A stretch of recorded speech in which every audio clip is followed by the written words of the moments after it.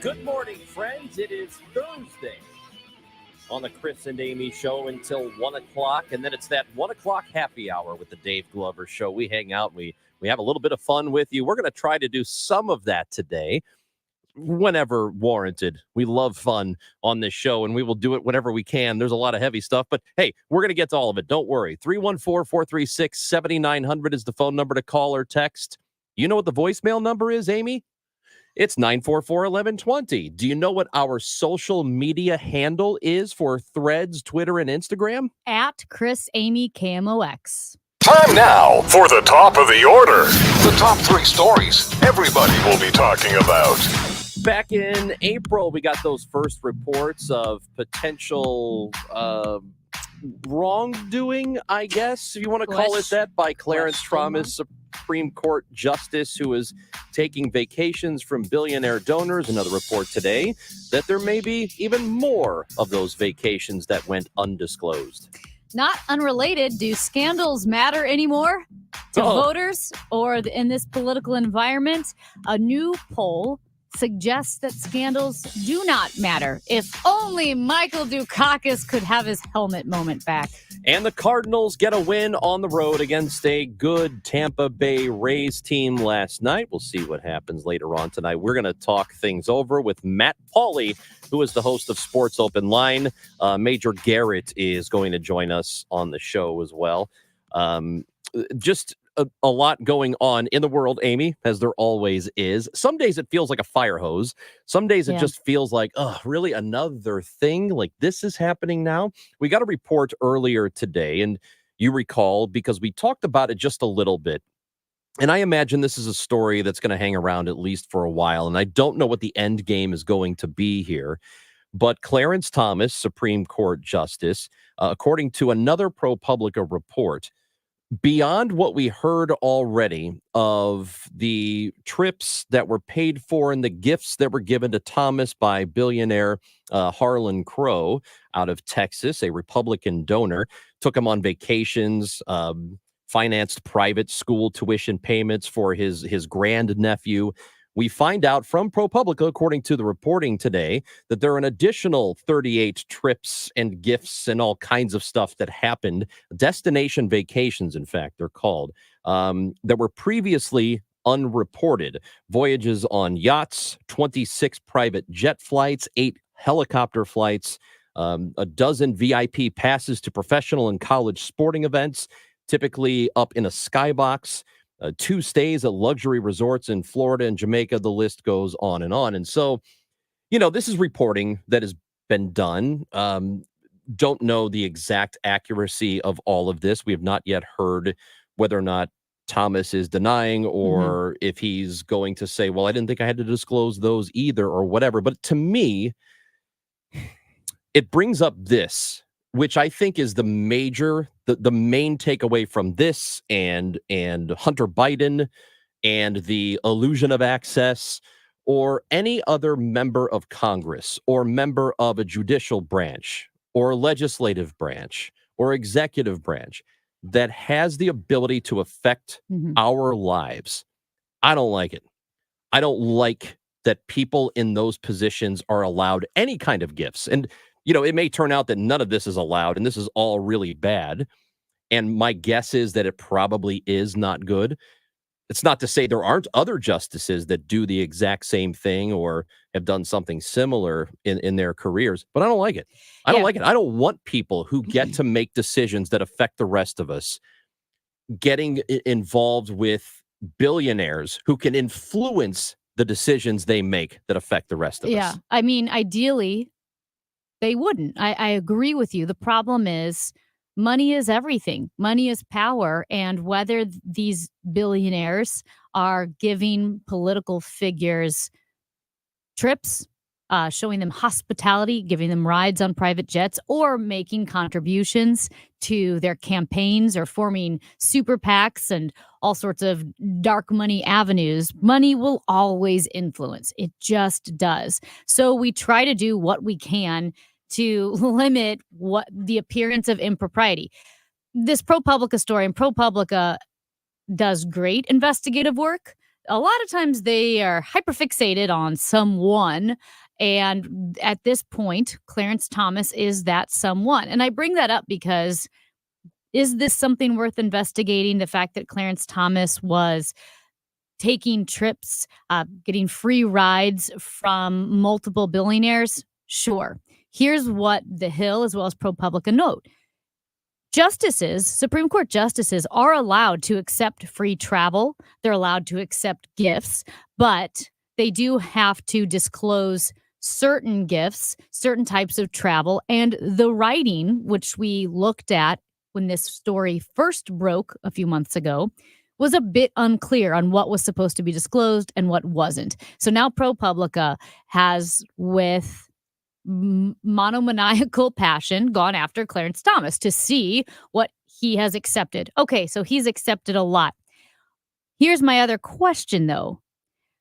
Are we to believe that he is the only Supreme Court justice who has received any gifts or any hospitality or any free trips? Because I feel like ProPublica would do itself some service if it looked into the other justices with just as much scrutiny, because the Associated Press was doing some investigating on Supreme Court ethics and found that Supreme Court Justice Sonia Sotomayor, her staff was pushing colleges to purchase her books when she would travel across the country. And so she was doing these speaking engagements, but then using them to sell her book. That is an ethical concern, that you're using the office to profit. Reporting on Justice Alito, too, similarly. Yes. And this was the Associated Press that brought up Sonia Sotomayor, not ProPublica. So I think we should absolutely look into what Supreme Court Justice Clarence Thomas accepted. I think, again, it would serve ProPublica well if they made an appearance to even look at the other justices. Kudos to the Associated Press for looking into some of the other justices to see how are they leveraging their position.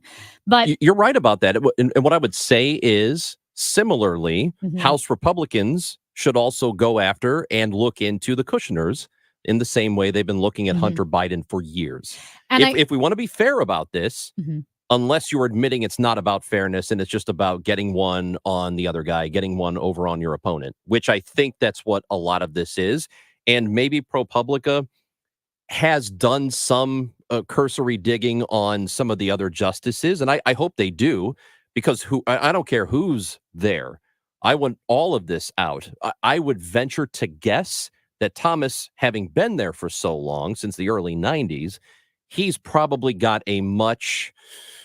If other justices are doing similar things, my guess would be, and I don't know this, it's just a deduction here, but my guess would be that there's a higher volume of it with him. Again, he's been there longer. He's been there a really long time.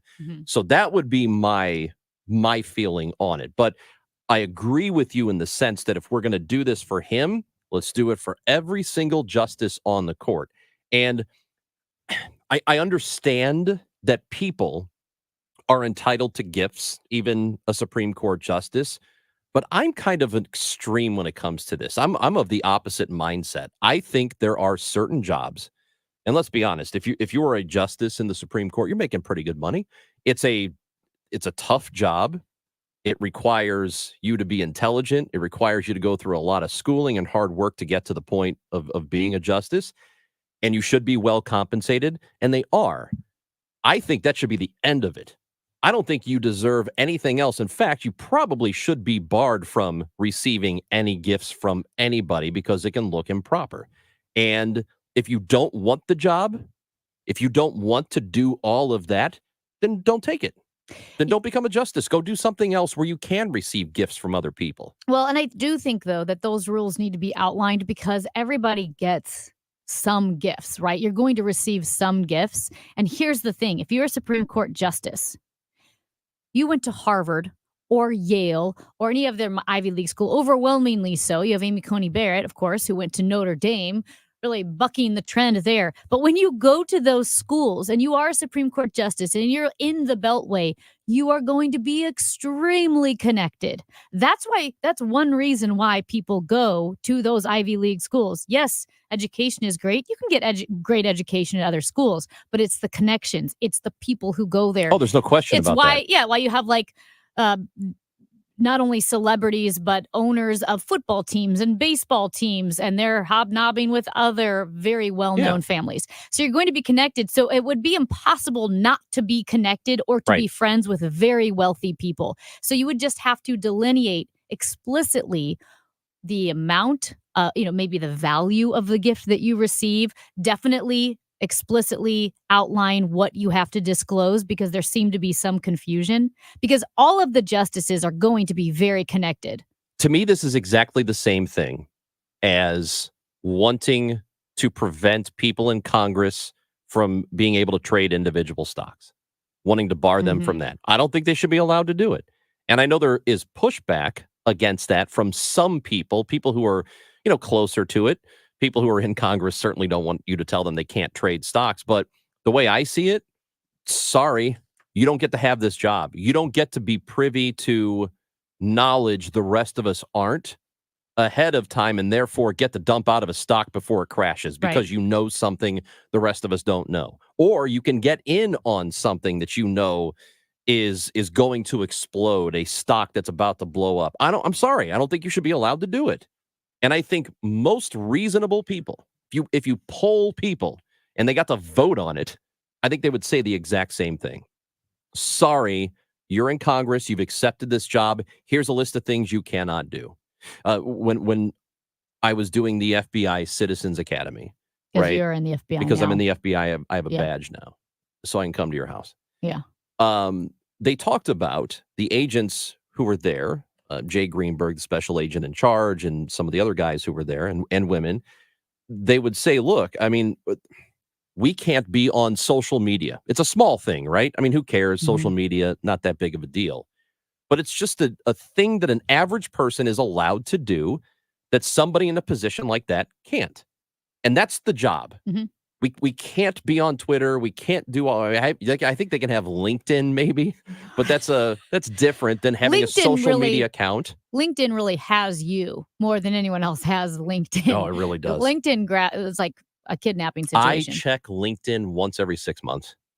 I made a LinkedIn account in 2010, and I forgot my password right away. I haven't been in it. You probably have a lot of messages. Oh, I think I've got thousands. But yes, But it sounds unfair. But I don't care. I don't care. There should just be specific jobs that if you take them, you can't do certain things. You can't take lavish trips on a billionaire's dime. You can't trade stocks because you know information other people don't. You can't be on Twitter to hold certain opinions that might make it look to other people like there's some impropriety there. You just can't do it. But you have to make sure those rules are explained and spelled out explicitly, because what you don't want is a situation that sometimes NCAA athletes would find themselves in if they accidentally took a meal, right, or took a ride from someone who happened to be a donor or was the coach's wife, and she's like, oh, I can take you to practice, and then suddenly that's brought up to use against them just for living their lives. It can't be overly punitive. It needs to be realistic. No, and I do think collegiate athletics is a little bit different in that and it's a completely different discussion, but we're talking to me it's a different about discussion. Labor that's being exploited because college athletics but I'm talking about brings in billions. Accidentally accepting a ride from a booster. Yeah. You can't. Right. That's stupid. That's stupid. And so I think with the Supreme Court, I agree. You would lose some of your ability to accept gifts or post on social media, but it would just need to be spelled out explicitly because those people are connected. If you've got thoughts, we want to hear from you. 314-436-7900. We do have Major Garrett coming up at the bottom of the hour on KMOX. Michael's Baths. Baths is all they do at Michael's Baths. And that's reassuring because it's kind of like going to an all-you-can-eat buffet when you go to a restaurant that has barbecue and sushi and pizza. It's a little sketch. A lot of companies do roofing and windows and fencing and bathrooms. Well, at Michael's Baths, they have decided to specialize in custom bathroom remodeling. They can design and create a bathroom that is functional, affordable, as well as beautiful. And that's really key because within your home, your bathroom is your personal oasis. It's a spa, especially if you're a parent. It's like your 10, 15, 20 minutes of solitude that you get to relax and regroup for the day. And so at Michael's Baths, they help make the process of updating your bathroom easy, whether it is just an update or it's a complete remodel. They'll begin with a free, no obligation consultation to discuss your goals. They offer a free quote, and because they work directly with manufacturers, their prices are 30 to 50% lower than their competitors. It's family owned and operated. Mike and his daughters run it. michaelsbaths.com, 636-775-0800. Local news and information direct to your smart speaker. Just say, play KMOX. Do you worry about running out of money in retirement? Discover how you can make your money last as long as you do with your retirement professors. Saturday afternoon at 1 on St. Louis's News Radio, KMOX. Hey guys, Glover here for B&B Theaters in Wentzville. Old friends of mine, good people, great theater, been there many times. It is the home to Screen X, the world's first multi-projection cinema platform, showing the movie on the massive grand screen in front and on the 2 auditorium side walls. Couple that with heated leather reclining seats and the incredible action of Mission Impossible: Dead Reckoning for a summer blockbuster that can't be beat. Tickets are online at bbtheaters.com. Picture yourself cruising along the shoreline, feeling the breeze in your hair and enjoying the sun-kissed waves aboard a Godfrey Tri-Toon from Iguana Marine Group, Missouri and Oklahoma's largest Godfrey dealer. Hey, it's Joel Rout, owner of Iguana Marine Group. For a limited time, save up to $45,000 on select models in stock. Experience the ultimate adventure with Godfrey Tri-Toons and unparalleled service and selection with Iguana Marine Group. Go to iguanamarinegroup.com or any of their 4 convenient locations. Iguana Marine Group, where memories on the water are made. Breaking competitions and savings based on MSRP. It's the greatest pop rock of the 60s and 70s. The Happy Together Tour 2023. Saturday, August 19th, the Family Arena. Starring the Turtles, Little Anthony, Gary Puckett and the Union Gang, the Vogues, the Classics 4, and the Cowsills. Tickets are on sale now at the Carroll House box office located at the Family Arena or Ticketmaster. John Michael Montgomery. Live. The multiple Grammy, CMA, and ACM award winner. John Michael Montgomery with McBride and the Ride. Friday, October 20th at the Family Arena. Reserved seats are on sale now at the Carroll House box office located at the Family Arena or Ticketmaster. John Michael Montgomery, live in concert. Do you know the secret to losing up to 1 pound of fat every day? Hi, I'm Dr. Michael Glickert with St. Louis Weight Loss Secret, and I know the secret. My unique weight loss program makes it easy to lose weight, get healthy, and get your energy back naturally, safely, and effectively. If you'd love to lose unhealthy fat without counting points or calories, no exercising, no prepackaged meals, no HCG, no surgery, and no hypnosis, call my office now at 314-207-8600. This is Debbie Monterey, and I can tell you, thanks to St. Louis Weight Loss Secret, it feels great. I lost 20 pounds in the first 30 days, and I've lost more than 30 pounds in 60 days. And you can do this. Real food that helps to speed up your metabolism. It is amazing to watch the pounds fall off. Many patients lose 20 to 30 pounds in about a month. That's a half a pound to a pound per day. For your free private weight loss consultation, call 314-207-8600. That's 314-207-8600 or online at moweightloss.com. Results may vary. KMOX, the 2023 Large Market Radio Station of the Year, recognized by the Missouri Broadcasters Association. KMOX, we were built for this.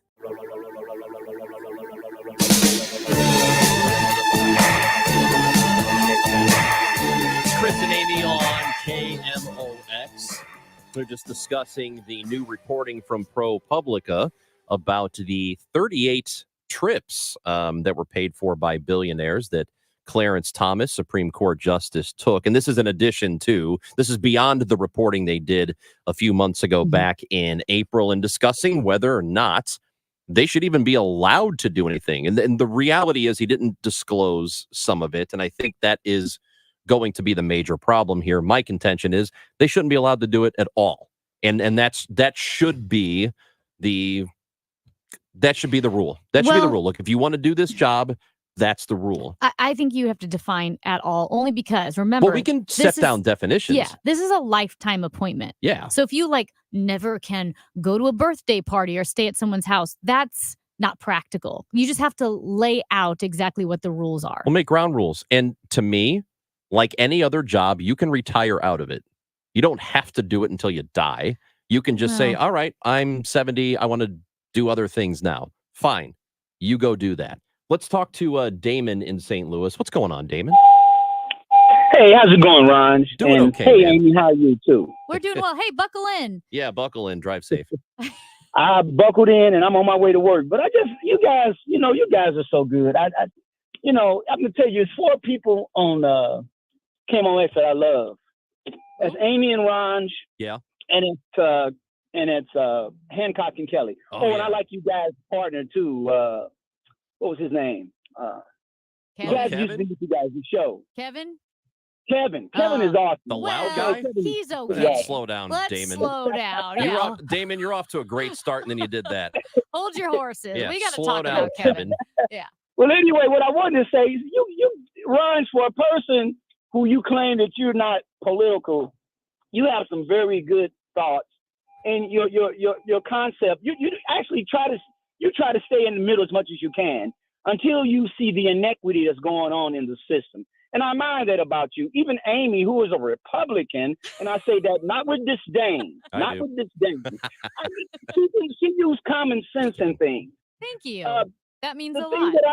The things that I have to agree with you guys on is that this Clarence Thomas, Alito, and all these things on the Supreme Court justices. Okay, first of all, it is improper, as you guys say, for this guy to be hobnobbing with millionaires and billionaires. Think about it. Clarence Thomas grew up poor in the South.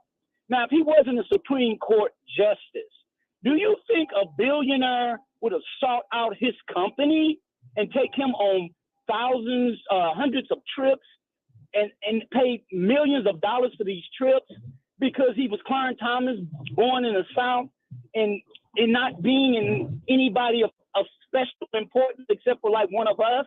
No. Come on, man. These guys are of influential essence and make changes that are life changing for this entire country. And they're hobnobbing with billionaires who have agendas.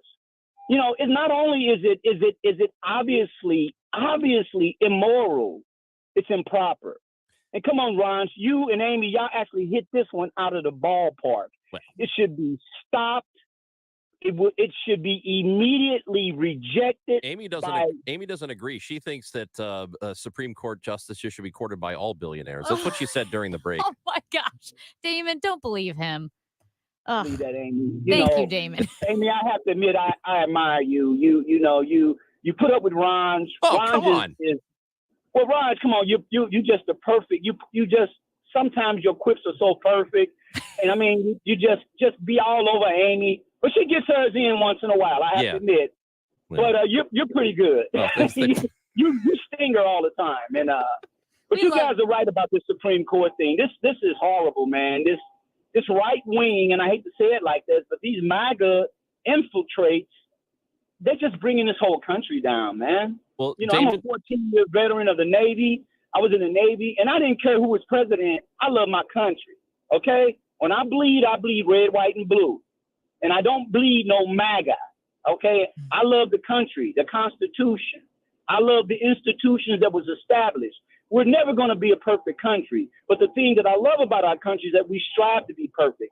Unless, of course, you're a wannabe dictator, which is what most of the top Republicans want to be. Well, Damon, we appreciate the phone call. We appreciate it, and thank you. You might get some pushback on that last point, but, we appreciate it. That was a great call. And well, because he said really nice stuff about it. Thank you, Damon, for serving the country, too. That is a fine American. This text message to 314-436-7900, you're welcome to do it, too, says, forget term limits, get the money out of politics. Oh, I mean, that sounds great, but it's Politics is money. Well, let me tell you a thing or two about Citizens United. That can go straight to hell. Chris and Amy, right here on KMOX. Major Garrett will join us after this. Start your day with Total Information AM. The thing that you need in the morning, when you first wake up. I'm Tom Ackerman, Debbie Monterey, and I start your day at 5 a.m. with the morning's headlines. Plus, Roger Brandt has traffic. Vehicle crash. It sounds like it's in the median southbound 67. Dean DeVore with the latest forecast. Today's highs 95 to near 100 in real fuels as we go through sports and so much more. I'm Megan Lynch. At 8 o'clock, we go beyond the soundbite. We give you context, perspective, big name guests, and in-depth conversation. Total Information AM. Weekday mornings beginning at 5. Makes my morning. On KMOX. It is 10:30. The time check brought to you by Jerry Kelly Heating and Air Conditioning. It's time for a $98 AC tune-up.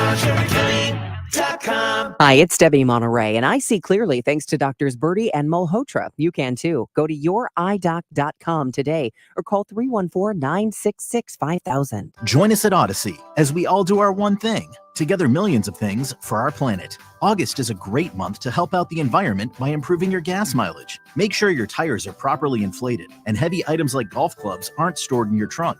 Take your car in for a tune-up to ensure it's running at peak performance. And when the weather is nice, walk or bike to your destination to enjoy a beautiful summer day. When we each share our one thing, it becomes 100 things, 1,000 things, 1,000,000 things for our planet. What's your one thing? 10:31, sunny and 78 degrees downtown at the Arch. The Consumer Price Index for July, a key gauge of inflation, shows a moderate year-over-year 3.2% increase in prices. CBS's Jill Schlesinger. Overall, this report was largely in line with expectations. It could mean that the Federal Reserve is able to pause at its next meeting in September, but there will be another month of both employment and inflation data for Fed officials to chew on. Hollywood strikes are delaying an annual TV awards show. This is the 74th Emmys. The 75th Emmys, which were set to take place September 18th, are being postponed until Martin Luther King Day, January 15th. They'll air from the newly renamed Peacock Theater at LA Live in downtown Los Angeles. Union rules forbid striking writers from participating in the telecast, and actors can't accept trophies on national TV. Unions are pushing for higher pay, increased residuals, and protections against AI. Deborah Rodriguez, CBS News. I'm Tom Ackerman. Cardinal baseball today at 5:40. We'll have the pregame at 4:45 as the Cardinals wrap up a series at Tampa Bay, taking on the Rays down in St. Petersburg, Florida.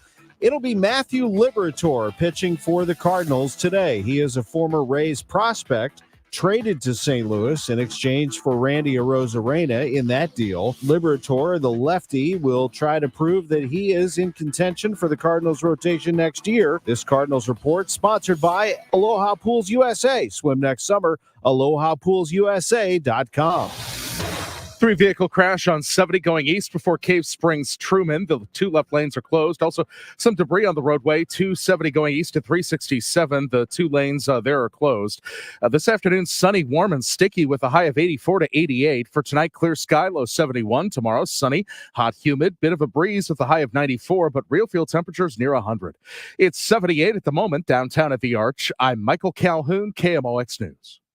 Hey, Rob Bradford here. I have set out on a mission with my good friends at FanDuel to prove what I have known for some time. Baseball isn't boring. Now I have a daily podcast to prove it with some of the most notable people in the baseball world, screaming baseball isn't boring from the mountaintops, or at least agreeing to come on our show. Players, managers, GMs, and yes, even the commissioner of baseball, Rob Manfred. It has been a constant wave of baseball's most powerful voices. So join the revolution. Subscribe and soak in Baseball Isn't Boring. Listen on your Odyssey app or wherever you get your podcast. You'll be glad you did. Broadcasting from the Under Law Injury Lawyers, GetJim.com studios. KMOX. Hey guys, Glover here for my friends at ThrottleNet. So I'm so very proud to have represented the guys at ThrottleNet for all of these years. They are the IT geniuses. George and Mike are the owners. Fantastic guys. They can do all of your IT. They can do a portion of your IT. They have the best Apple support team. Their response time is under 2 minutes. Think about that, under 2 minutes. Something goes sideways with your IT, and they are solving your problem and they're solving your problem within 2 minutes. Now, let's talk about cybersecurity. Most companies in St. Louis don't have cyber liability insurance. You get hit, you're on the hook, you're probably out of business. With ThrottleNet, if we represent you, we protect you. The first $500,000 that someone hits you for, which isn't going to happen, but if it does, we pay it. $500,000. That's what you're covered for with ThrottleNet. Go to throttlenet.com/DGS for all the information. Tom Ackerman for Building Community with Busey Bank, a podcast series easily accessible at KMOX.com/community banking. Our goal to bring awareness to local organizations and share how they're bettering our community. As we get into the back to school routine, we invited Kelly Garrett, director of KIPP St. Louis, to share how the Knowledge is Power charter school prepares graduate success. Listen to Building Community with Busey Bank today and every day at KMOX.com/community banking. Find out what's happening with your Redbirds from the manager himself, Oliver Marmol. Sunday mornings at 10:15 on Sports on a Sunday morning, and Wednesday mornings at 9:50. The Ollie Marmol Show on Cardinals Radio, KMOX.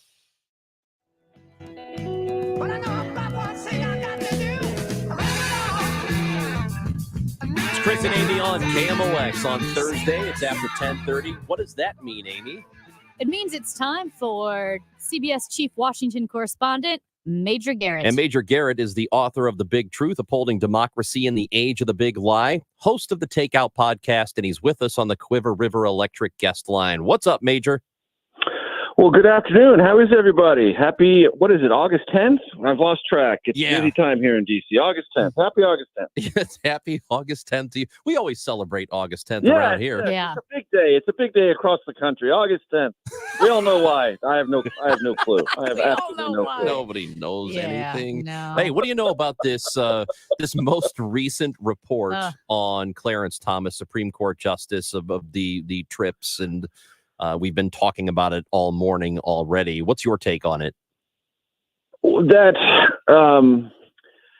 there is no requirement for Supreme Court justices to disclose just how many adventures they go on, with whom they go on them, how they're financed, how they're bankrolled. This is true of all justices.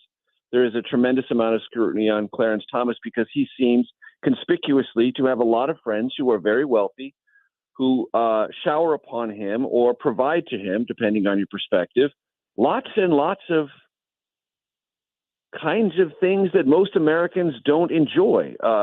They buy a house for him and let his mother live there. They provide him a recreational vehicle. They take him to fancy places and treat him quite nicely while he's there. None of which is illegal. None of which is something he is duty-bound because of any set of rules to disclose, or that there's any referee to say whether that's in or out of bounds. The larger story here is that the Supreme Court operates largely outside of any kind of regular A, disclosure, or B, the scrutiny that comes from disclosure, and therefore have a kind of wide berth as to what they want to do and with whom they want to do it. And the underlying question is, do any of these activities influence slightly or predominantly anything that the justices do on the court? There's no direct evidence of that, but the appearance of it looks sketchy.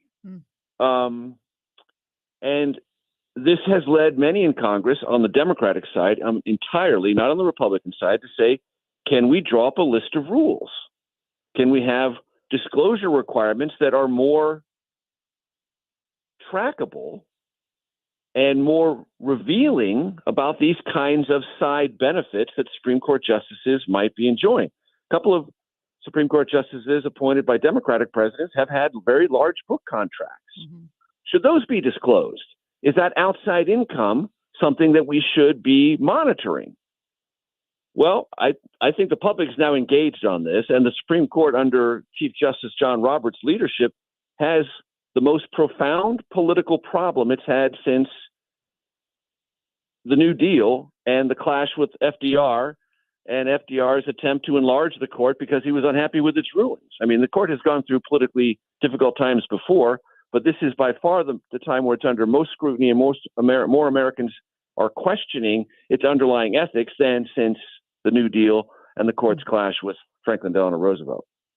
Major, as Congress looks at the ethics of the Supreme Court, I can't help but think of the ethics of Congress, and specifically Congress people who are trading stocks and maybe trading stocks with insider knowledge. Is anyone tracking those movements? Lots of people are, and there's actually bipartisan agreement on legislation to do that. Josh Hawley, believe it or not, of Missouri, and Kristen Gillibrand of New York have legislation on this, as do other members. They just don't have a majority in either chamber to do this. And it always comes up to, and the reason is that, so insider trading is a very specific kind of knowledge that is prosecuted at the federal level. Being a part of a congressional hearing or data about something preparing for your congressional hearing isn't necessarily insider knowledge. And so I think there is a legitimate question that lawmakers might ask about, well, what is or isn't insider knowledge? And look, members of Congress who had genuine insider knowledge, I mean, really, really important stuff, and then made trades on them, have been prosecuted. Chris Collins during the Trump era was one example of this. So it's a legit issue, and the public has a right to want to see that members don't misuse any information that flows across their desk or through their phone that influences how they trade. But I will just say, as a matter of disclosure, there is a lot more that we learn about the finances of members of Congress than we know at all, and about their travel habits and who pays for them, et cetera, than we know about Supreme Court justices. And it's not even close. Now, when I first started covering Congress in the early 90s, that was not as true as it is now. Members of Congress could give speeches everywhere they wanted to. Didn't matter who gave them the money to give the speech. They didn't have to disclose any of it. It was like a whole side income, a huge side hustle. They could write books and have people buy them and profit from those books and have the people buying them to be entrenched interests. So the interests were buying their books and all the money was going to the member of Congress. All that stuff has been cleaned up and been made much more either disclosed or impermissible. So Congress has traveled quite a road down the road to reform in terms of its money outside of Congress, how it's disclosed, who pays it, and under what conditions. Has that elevated our appreciation and affection for Congress? No, but we know a lot more than we used to. Major Garrett is visiting with us on KMOX, and currently the former President Trump is facing multiple legal challenges at the moment in Georgia. The district attorney there, was just reported, has been assigned additional security based on threats. Meanwhile, the Mar-a-Lago case, Walt Nauta has pleaded not guilty to some new criminal charges there. What's in Trump world right now, what is the latest as far as you see it? So you have two stories. You have legal problems for the former president. Now, Trump supporters would say it's only because people are out to get him that he has these legal troubles. Or you could say maybe there's something about his underlying conduct that has gotten him into so much trouble in so many different places for so many different sets of allegations. Then you have the political story. And as Trump said in New Hampshire, I need one more indictment and I'll wrap up this nomination. He was speaking slightly tongue-in-cheek, but his point is not worth ignoring. He has become strengthened in the eyes of Trump supporters and the base of the Republican Party because they do believe, all of the things being equal, this is persecution and prosecution of a political figure and nothing else. But you mentioned legal troubles. Let's just go through this in order. There's a civil case that will start in New York in October about Trump and his company. The New York civil fraud case. Then in January, two cases, E. Jean Carroll defamation and a pyramid scheme case. Then in March, it's a hush money case brought by the Manhattan DA. Then in May, the classified documents case in Mar-a-Lago. The January 6th case, we don't know when that may or may not be scheduled. And the Fulton County indictments, if there are any involving the former president, haven't been released. So let me add those up for you. October, January twice, March, May, and then two others. That's 7. That's 7 procedures in court, civilly or criminally, involving the former president or the former president and his company in the teeth of a nomination battle for the Republican Party for 2024. When I say we have never seen anything like this, I mean we have never seen anything like this. When people say, well, what's going to happen, Major? Tell me what's going to happen. I have no clue. I don't know if this is going to reinforce, as it has to date, his political stature, or over time bleed him dry, not only of energy, time, resources, but political capital. I just don't know. Major, we have Joe Biden issuing an executive order yesterday about U.S. investments in certain national security technologies within China and AI. We also have representatives like Jeff Jackson, Mike Gallagher out of Wisconsin, starting bills, sponsoring bills regarding China and AI. What is that movement that we have right now at the Capitol? So the Biden executive order is a big deal. It's gotten overshadowed by so much other news. Obviously, the disastrous situation in Hawaii, the assassination of a political candidate in Ecuador, ongoing Trump legal issues, lots of things happening in the States. This has been anything but a quiet August of news. But it's a big deal, and it's been long in development at the Biden White House, and it's the beginning of a confrontation on basic economic interaction and national security implications of that economic interaction between the two largest superpowers, the United States and China. And it's the kind of pushback that has been lobbied for by the Biden administration. They were working on the exact methodology of doing it. The executive order is a step. Congress certainly wants to augment it if it can. And in the race about artificial intelligence, there's a tremendous amount of investment pouring into it. And the Biden administration, I think most members of Congress, Republican and Democrat, don't want China to get an upper hand on AI. And they certainly don't want any of that to get into the space of sensitive national security technology or any applications thereof. A lot of specifics here, a lot of things that will take some time to implement, and specific language that needs to be handled by lawyers in the export and trade space. But it was a very big deal yesterday. Probably should have gotten more attention than it did, but it will be an ongoing conversation between the Biden administration and China over this new frontier of technology. Tell us about the takeout this week. So I don't know if either of you are fans of the band, the Avett Brothers. I happen to be a big fan. I bet Amy of the is. Avett Brothers. Yeah, like Camp, Lucas Nelson, Avett Brothers. So my son is a huge fan of the Avett Brothers. So Bob Crawford is the bassist for the Avett Brothers.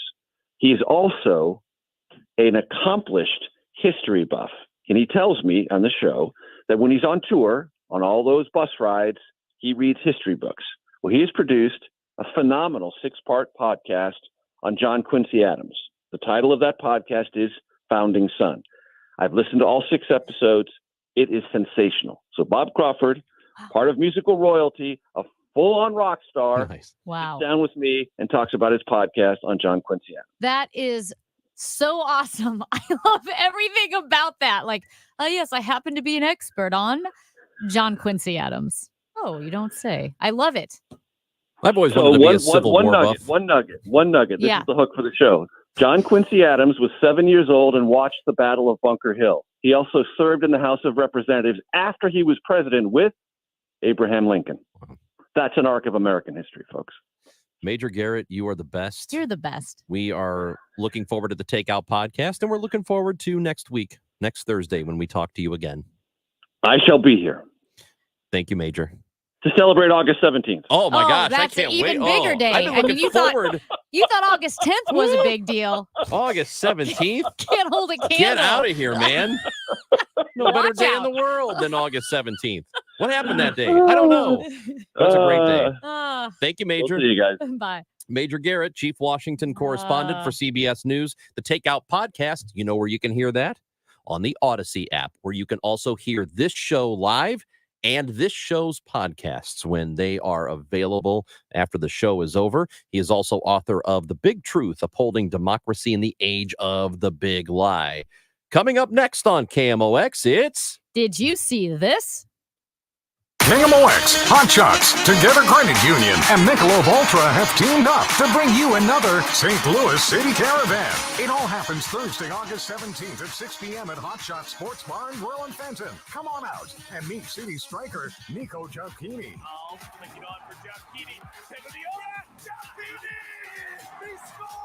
The City Caravan, Thursday, August 17th at Hot Shots in Fenton. Sitting on tap, presented by Michelob Ultra and America's Sports Voice, KMOX. Hi, I'm Jim Brennan, president of McKelvey Homes. Founded in 1898, McKelvey Homes is celebrating 125 years with our inventory home sale. Get $12,500 off of all our market homes.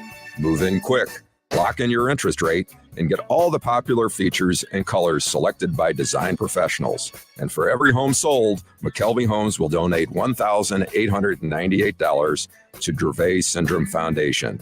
Visit McKelveyhomes.com. We all know how important nutrition is to our health, so why don't we do something about it? With Neovitin Men's 50 Plus, you can give your body sensible doses of vitamins, minerals, and antioxidants to support your daily health. Formulated for men over 50, Neovitin Men's 50 Plus gives you B vitamins to support energy and our proprietary physician-formulated blend for daily support you won't find anywhere else.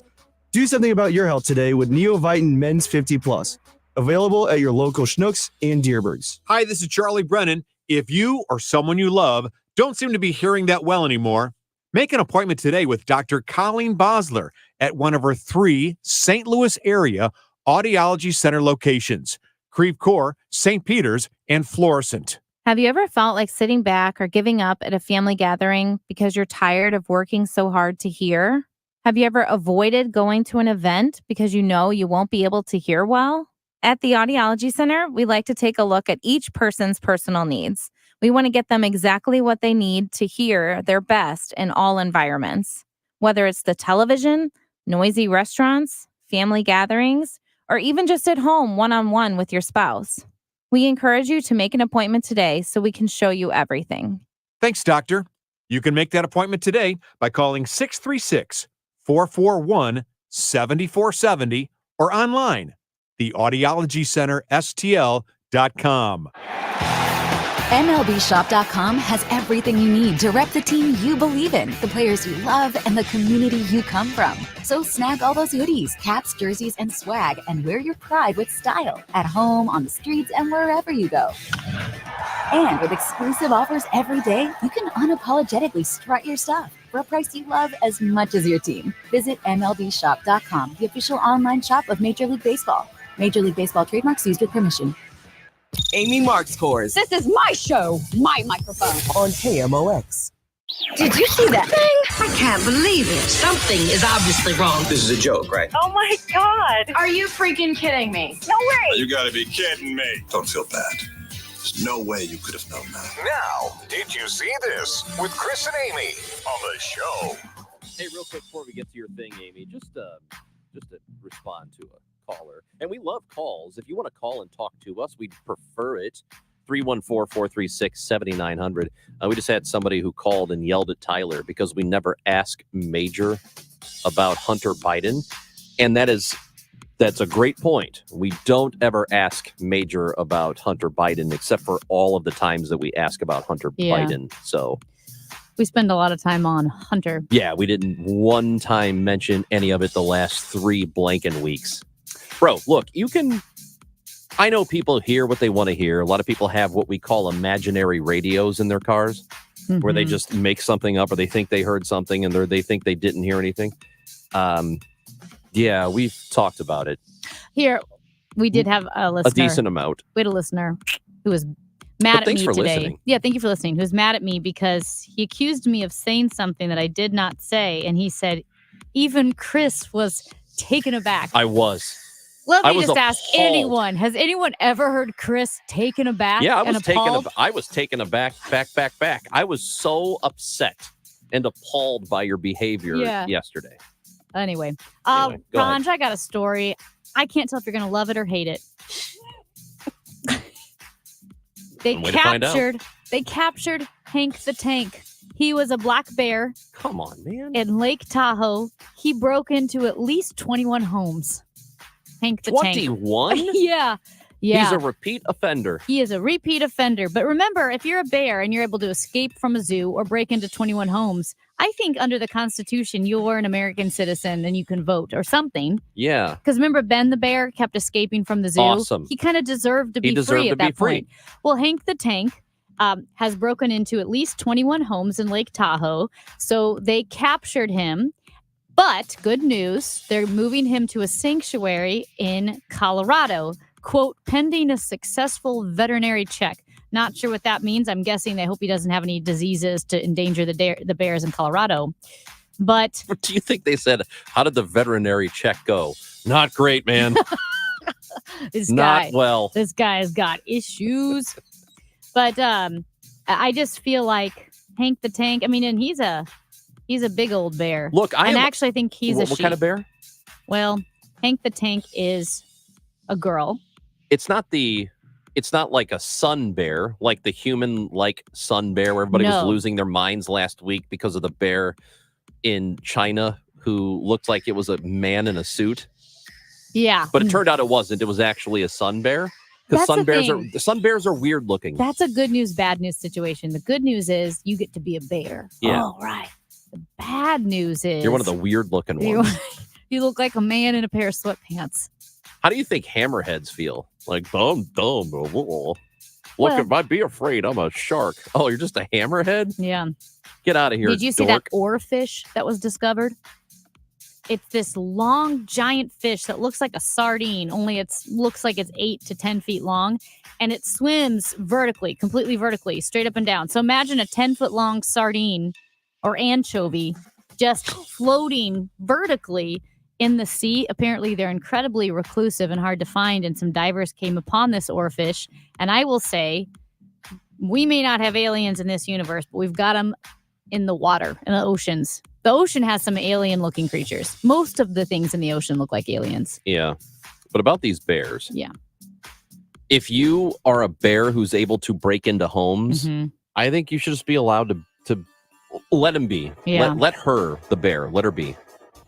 Let her go. She's a beautiful bear. She's a big Just one. Lock your doors. Big one. Real big one. She doesn't know how to pick a lock. Maybe she's got a key ring. I'm sure she does. Hey, there have been a lot of political scandals, never a shortage of those. Yeah. But do you care anymore? We're going to talk about that when we come back on KMOX.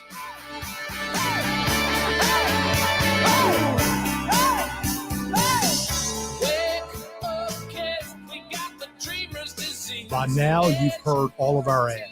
America's largest injury law firm. It means that when you hire us, you get a legal army. When it comes to law, size matters. Morgan & Morgan. Visit forthepeople.com for an office near you. Hey guys, love to hear from my friends at Zero Res. Been together a long time now, I think over 10 years. So hundreds, if not thousands of DGS listeners have used Zero Res to come to their homes and their places of business, their churches, their schools to clean their carpeting, their area rugs, their tile, their furniture upholstery, their air ducts. Every month we have a DGS deal for you. This is a good one because summer's almost over. I hate to be the bearer of bad news, but the way we do it now, it is. Kids are going back to school. Get ready to take my daughter Phoebe back to school. Got the holidays coming up in just a few months. It's a great time to get your whole house clean. We can help you out with that. 3-room, Zero Res clean starting at just $129, $75 off your air ducts. Be ready for fall. Be ready for the holidays. Be ready even for the new year and well into next year by using Zero Res. Great people. 4.9 Google reviews with almost 5,000 reviews already in the tank. That's 314-474-2020, ZeroResSTL.com.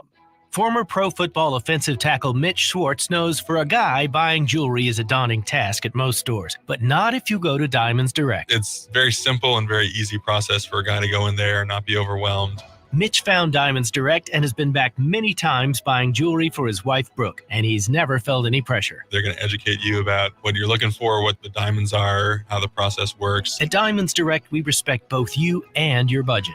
I think everyone's kind of searching for value. You don't want to be taken advantage of, and Diamonds Direct is leading in that regard. You're going to feel really comfortable there. You're going to have a good time. You're going to find something that looks amazing and that you're going to get the best value for it. So if you're worried about getting sweaty palms when you walk into a jewelry store, relax. Take Mitch's advice and enjoy the experience at Diamonds Direct. We have definitely recommended Diamonds Direct to friends, to other teammates. Everyone else who has been through there has had as awesome an experience as we have. Diamonds Direct, your love, our passion. Get directions, showroom hours, and more at diamondsdirect.com.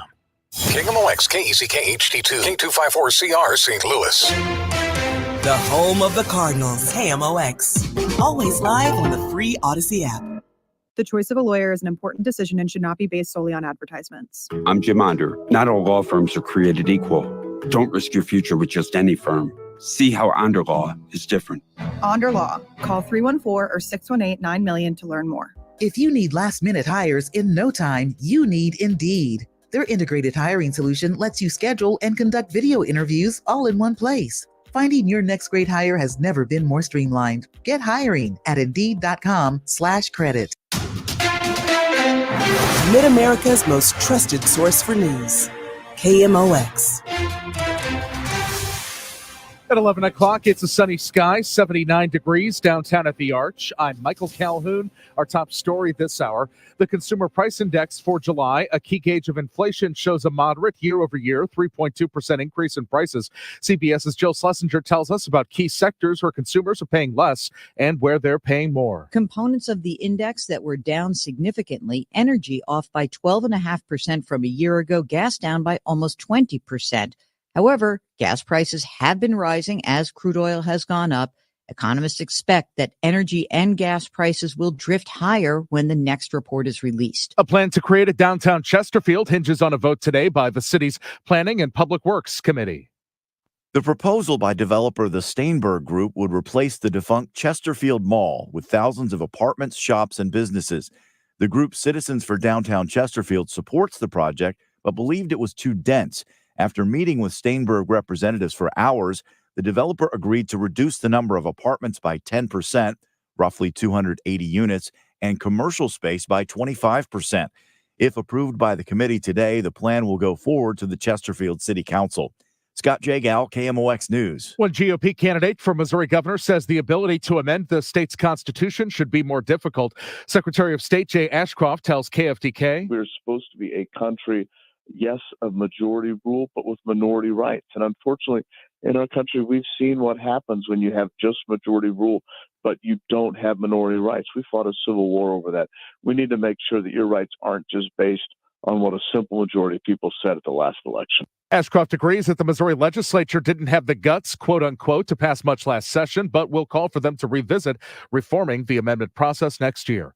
Virgin Galactic blasted its first tourist passengers to the edge of space. CBS News space consultant Bill Harwood says it was a quick flight. They go up, they get above the 50-mile limit that the NASA and the FAA considers the boundary of space, if you will, and then they come right back down again. These suborbital flights are literally up and down affairs. You're paying for about 3 to 4 minutes of weightlessness up at the top of the trajectory. 3 passengers, an 80-year-old man and a woman, and her 18-year-old daughter were on board. Disney is increasing the price of its streaming services and is vowing to crack down on password sharing. CBS's Jim Krasula. The monthly cost of ad-free Disney Plus will jump nearly 30% to almost $14. The cost of ad-free Hulu will rise 20% to nearly $18 a month. That will make it more expensive than the most popular ad-free tier at Netflix. The Disney streaming price increases come as the company posted a mixed quarterly earnings report. The Dow from Stifel is up 164 points to 35,287. Two-vehicle crash on 70 East before St. Charles Rock Road. The right lane is closed. There's a crash on 70 East at Cave Springs. There is a work zone there as well. 70 East at Cave Springs, quite the backup there. So watch out if you're in that area. KMOX AccuWeather, mostly sunny, very warm and sticky. High 84 to 88, down to 71 tonight. Hot and very humid tomorrow, up to 94 with a bit of a breeze. Thunderstorms later Saturday evening, low 90s. And then Sunday could have a thunderstorm or two, upper 80s. I'm AccuWeather meteorologist Dean DeVore on the Voice of St. Louis, KMOX. Sun and 79 in Florissant, 79 St. Peter's, and 79 degrees downtown at the Arch. I'm Michael Calhoun, KMOX News. The Chris and Amy Show. Sponsored by the Cardinals. Cardinal tickets for 2023 are on sale now and start at just $6. Info at cardinals.com.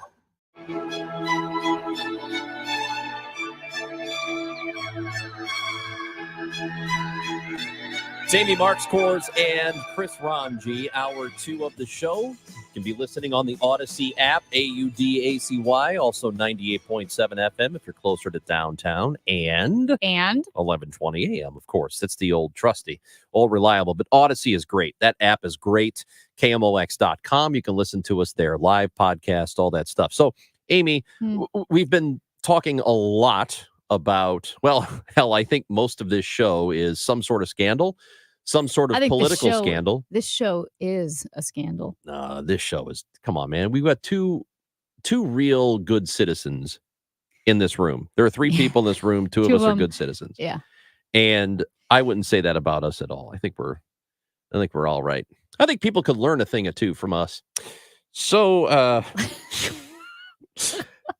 the Journal of it's called Political Research Quality is the name of the journal, and a professor of social sciences out of the University of Houston, he is a political science professor. His name is Brandon Rottinghaus, was the main author of a recent study that, again, was posted in Political Research Quarterly about scandals.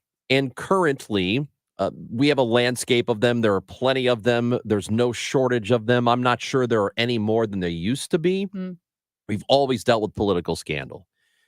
And what they consider political scandal are allegations of illegal, unethical, or immoral wrongdoing. And that's not all, but that's just one of the main definitions of it.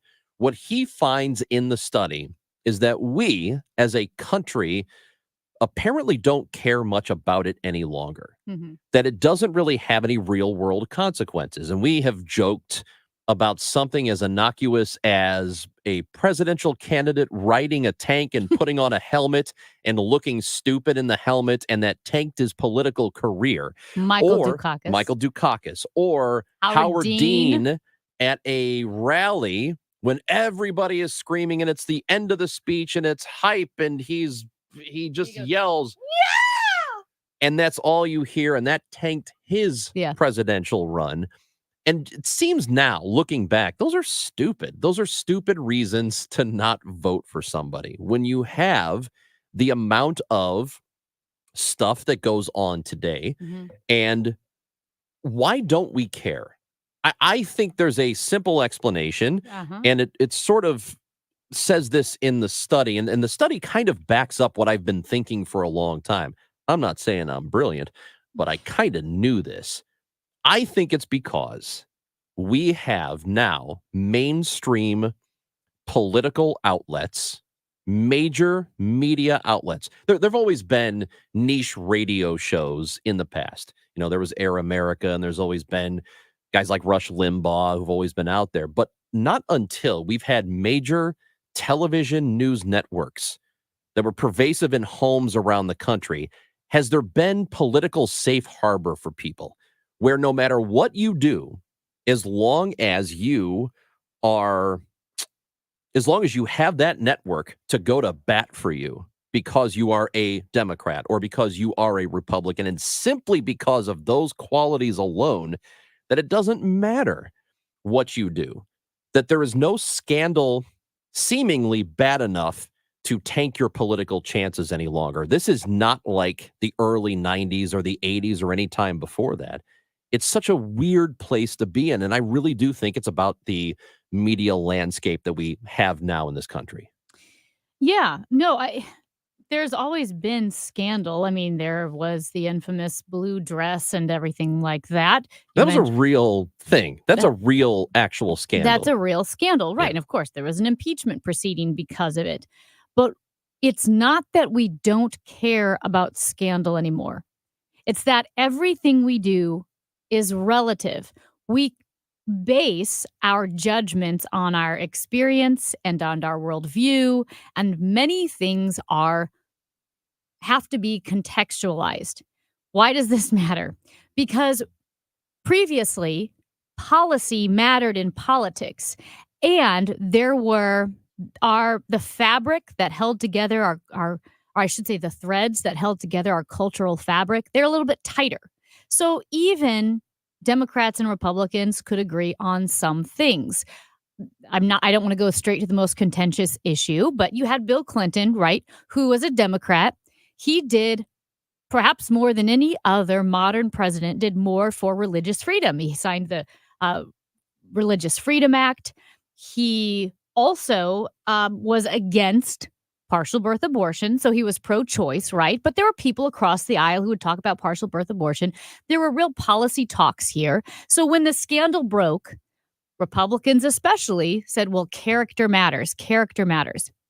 But now what's happening is instead of character being the barometer for morality, your policy is the barometer for morality. Policy has been elevated to the issue of human rights. Everything's a human rights violation, right? Or it's almost like a religion.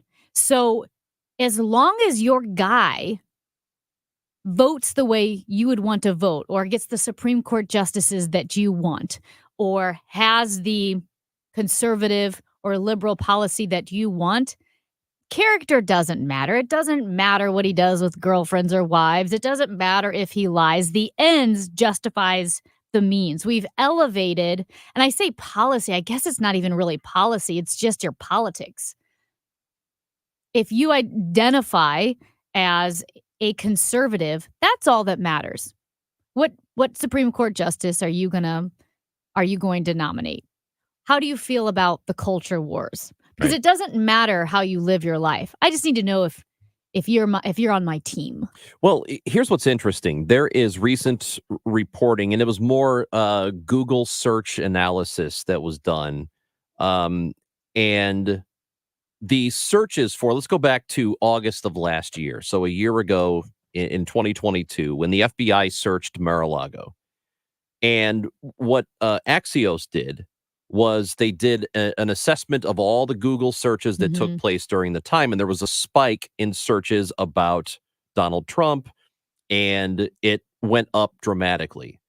In April of this year, it was really high, April 4th of 2023, when the hush money indictment was unsealed. And we got to see some of the particulars of that. And so Donald Trump was searched at a huge level then. The word indictment was searched at a huge level then. Then in June, his indictment that was in relation to the classified documents still drew a spike in interest, but it was significantly lower. And then most recently, at the beginning of the month, the indictment for January 6th, there was a spike, but also significantly lower than the first one. So there is a declining interest. And it's just a measure of Google searches.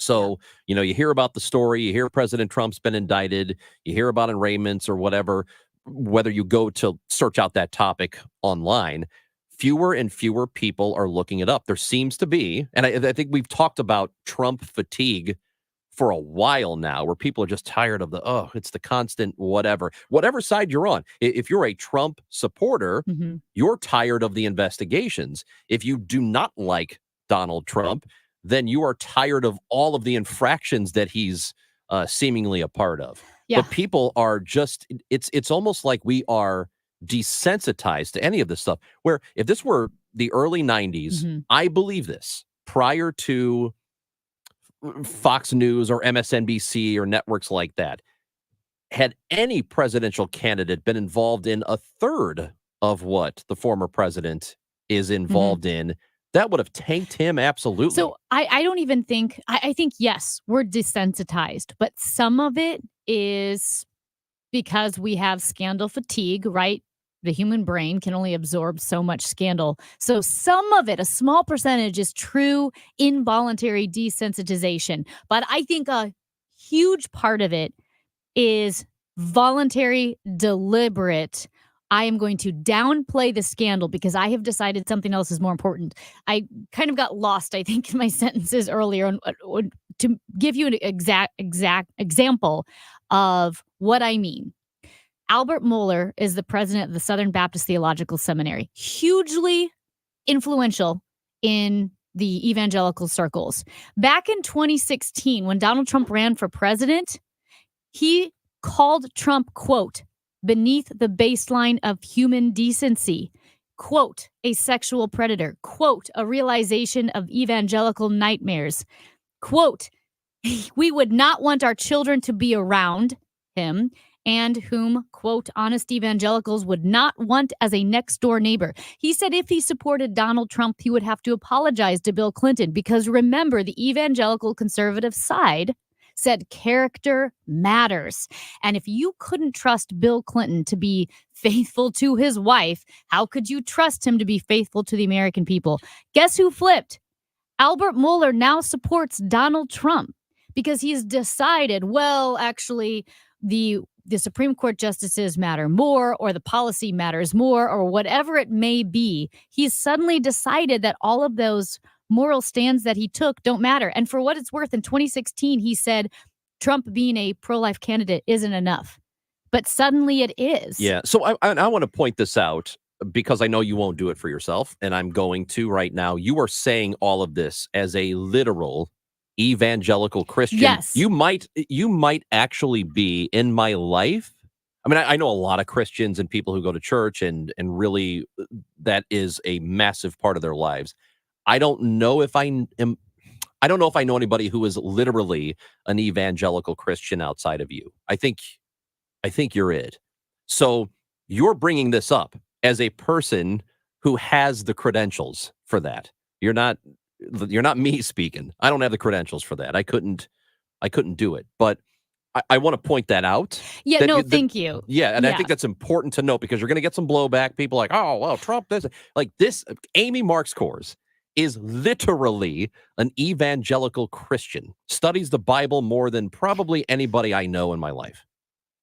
That's it. No, thank you. I'm glad you point that out, because yes, I do. People say, why are you harder on the Republicans? And I think you're right. I think sometimes I am harder on the Republicans because that's always been the side I've been on. And you know how when you're on a team, you say morality matters and character matters and marriage is sacred. I mean, that's something that we've talked about on the Republican side for a long time. And suddenly to dismiss all of those statements that I grew up believing. Here's what I would say.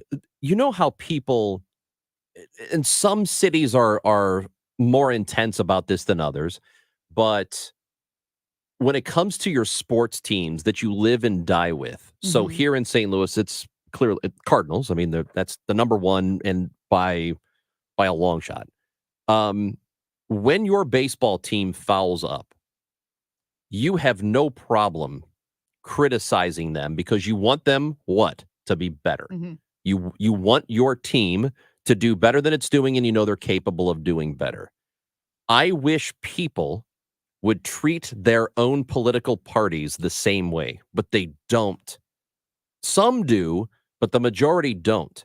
The majority, what they do is, hey, whatever my party says and the people that I like in my party, if that's what they say, then yep, I'm on their side no matter what, 100% I'm supporting them. And there's nothing they can do that would make me criticize them even a little bit. And if you criticize them and you're in that party, well, really, you're not part of this party. That's not true. We should all want better from the political parties that we support. And we should be able to criticize those parties like you do your sports teams.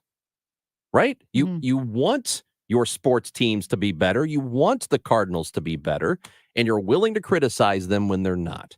You better be able to do that for your political party, because guess what? In life, it's more important. It's infinitely more important what your political party does than what your baseball team does. And I think so treat them the same way. And again, there's so much from the Democratic Party that I disagree with, which is why down ballot, I think there were so many Republican victories, and why, I'm still a Republican. I just am. I am still a Republican. I don't like the way the GOP is going. But when I look at the Democratic Party, especially when I look at the very progressive left, like Cori Bush, who that's not a Clinton Democrat. That's not an old school Democrat. That's a very progressive left-leaning Democrat, AOC, the squad, all of that. I have plenty of criticisms, and I will never vote that way. And that comes down to a worldview issue, the way we view human nature, the way we view the solutions for problems in our country, yeah, I'm not going to agree that way. It's just interesting to see the phenomenon that is Trump, especially coming from the party that was, remember, the moral majority and the Reagan party? Because there was always this idea that, well, the Republican Party, we're the upright party. We're better than the Democratic Party. And now you look at some of the leaders of the party, most notably Trump, and you're thinking, wow. Here's what let me go back to my point a moment ago. What I would say might help this situation is think about whatever media you consume. KMOX is not Fox News and it's not MSNBC. There are a mixture of voices. Despite what some people complain about, that, it's progressive left-wing liberals all day. And it's just, that's not true. I'm progressive. I don't think Kevin cares about anything. Dave is clearly conservative. You are clearly conservative. So anybody who says that is full of crap. They're not paying attention. They're just not. And they're wrong. You can say that to me because, hey, I'm your loony liberal guy. Oh, so yeah. So if you want to take it out on something, take it out on me, because that is who I am, right? I think we would be better served, all of us as a country, if we really took a 10,000-foot view of the cable networks that we consume. So if you're a person who does nothing but watch Fox News or nothing but MSNBC, I want you to go back to treating it like sports, right? So if the Cardinals stink, and let's imagine the Cardinals have a 24-hour cable network, and Bally Sports is not it. They do other programming. They happen to run Cardinals games, but there's a lot of other stuff. Imagine you have like what the New York Yankees have in the Yes Network, which is just nothing but Yankees programming all day, all day. What do they do if the Yankees are bad? Their programming all day is about how great the Yankees are. And if you're watching that as a Yankees fan, you go, this is nonsense. I clearly see there are flaws with this team. Talk about what the flaws are with this team. So I want people to, when they're watching their preferred cable networks, they need to question what they're saying. So if you got Fox on all damn day or MSNBC all damn day, you need to watch all of it with healthy skepticism. And I don't think most people do, which is a massive reason why we are where we are. Mm-hmm. If you have thoughts on this, we want to hear from you. 314-436-7900. That's Amy Marks Coors. I'm Chris Ranji on KMOX. We go where you go. 1120 AM, 98.7 FM, KMOX.com. The cookie cutter approach works well if you're making cookies, but not so well when you're trying to plan for retirement. If you want a customized income strategy, call Steve All and his team at the All Financial Group today, 636-230-8824. Or go to yourmoneymattersstl.com. Advisory services offered through Retirement Wealth Advisors, LLC. The All Financial Group and Retirement Wealth Advisors are not affiliated. The All Financial Group is a financial services firm that offers a broad array of products and services, including life insurance and annuities, licensed in Missouri and Illinois. Join us at Odyssey as we all do our one thing. Together, millions of things for our planet. Improve your gas mileage by properly inflating tires and taking your car in for a tune-up. When we each share our one thing, it becomes a million things for our planet. What's your one thing? You wouldn't trust a butcher to babysit your pet pig. You wouldn't trust a lumberjack to repair your antiques. Or a professional wrestler to be your massage therapist. So why would you trust anyone but AMCO to fix your car? For over 50 years, we've been the trusted experts in transmission repair. AMCO offers easy payment plan options for most any credit situation, so you can fix it fast and pay it off slow at AMCO. AAMCO. Hi, it's Tom Ackerman for Ophthalmology Associates, 314-966-5000, 12990 Manchester Road, just a half mile west of 270. I was there this year for my annual eye health examination, and I'm so happy that I did. Not only is my vision in good shape, but now I have peace of mind that I have good health. You see, an eye health examination can detect many health issues like diabetes or high blood pressure. So it's nice to know that they were able to check me over. Also, it was covered by my medical insurance, and I did not realize that the first time that I went for an annual eye exam. So that's terrific. Doctors Greg Birdie, Ranjan Malhotra, Robert Brusati, and Andrew Royer. Very thankful for them. Ophthalmology Associates, the doctors, 314-966-5000, 314-966-5000.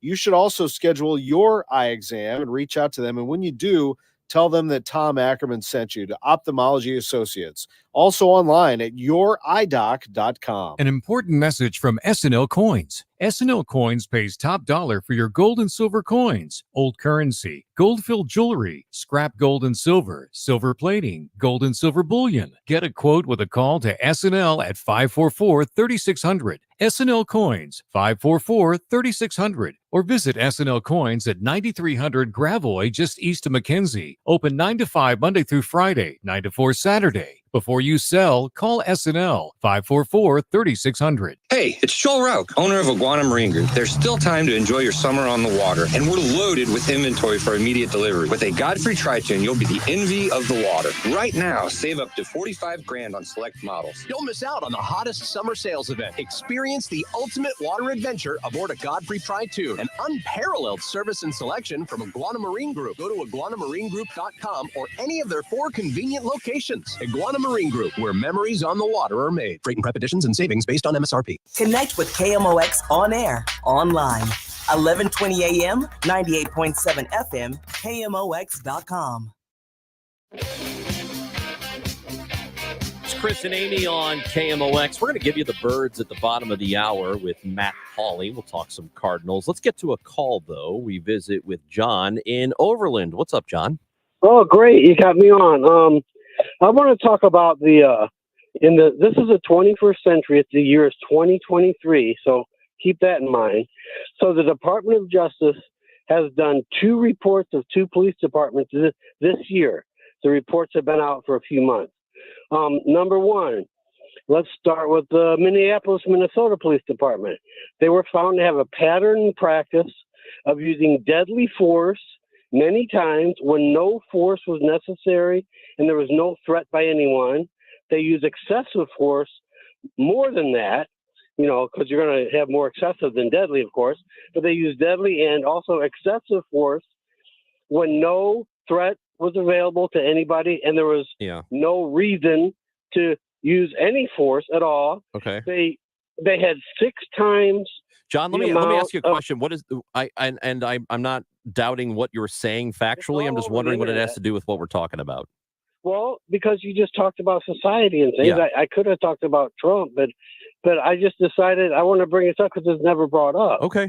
Well, we appreciate the call. I mean, we're kind of trying to keep it to specific to what we were talking about, but we do thank you for listening and not doubting what you're saying. But Matt is in Chesterfield with us. Hello, Matt. Hello, and thank you for having me on the air. Sure. It's funny that guy said 2023, and I think now that I've called KMOX since 1972 or 73. Wow. Sports Open long, so it's been a long time. This is the challenge I see in addressing your question. One is, I think by and large, the most part, journalism is vacated the room. You've got channels like MSNBC, CNN, and a few others that cater to one political demographic. I think Fox News too, yep. goes to a different socioeconomic demographic, and I think that's a real problem. And I will weigh much heavier on the conservative Fox side, but I do watch MSNBC or CNN, and I do say, what are they saying? Because I know much of the stuff is not generated by true journalism. In other words, check your facts, get to, comments or to verifications before you launch something. You go to Yahoo News. I've got a Yahoo account, and when you open up with Yahoo, you see all these headlines, and they are so biased in one particular direction. Yeah, I won't share what I think. And you But do my feel that point way is- about Fox too, yeah? No, I don't. And I think that Fox certainly favors of what you would consider are the most mainstream liberal would consider. Fox is to the right, no question about it. No, But I'm I talking could about also- journalistically. You think that they do better journalism than the others? Oh, absolutely. Oh, Yes. Interesting. Because you've got a lot of people that are so far to the left that accept, woke standards. And that's exactly what Joe said in his morning show a couple of days ago. Well, that, yeah. he said woke. woke is a standard. It's not a standard.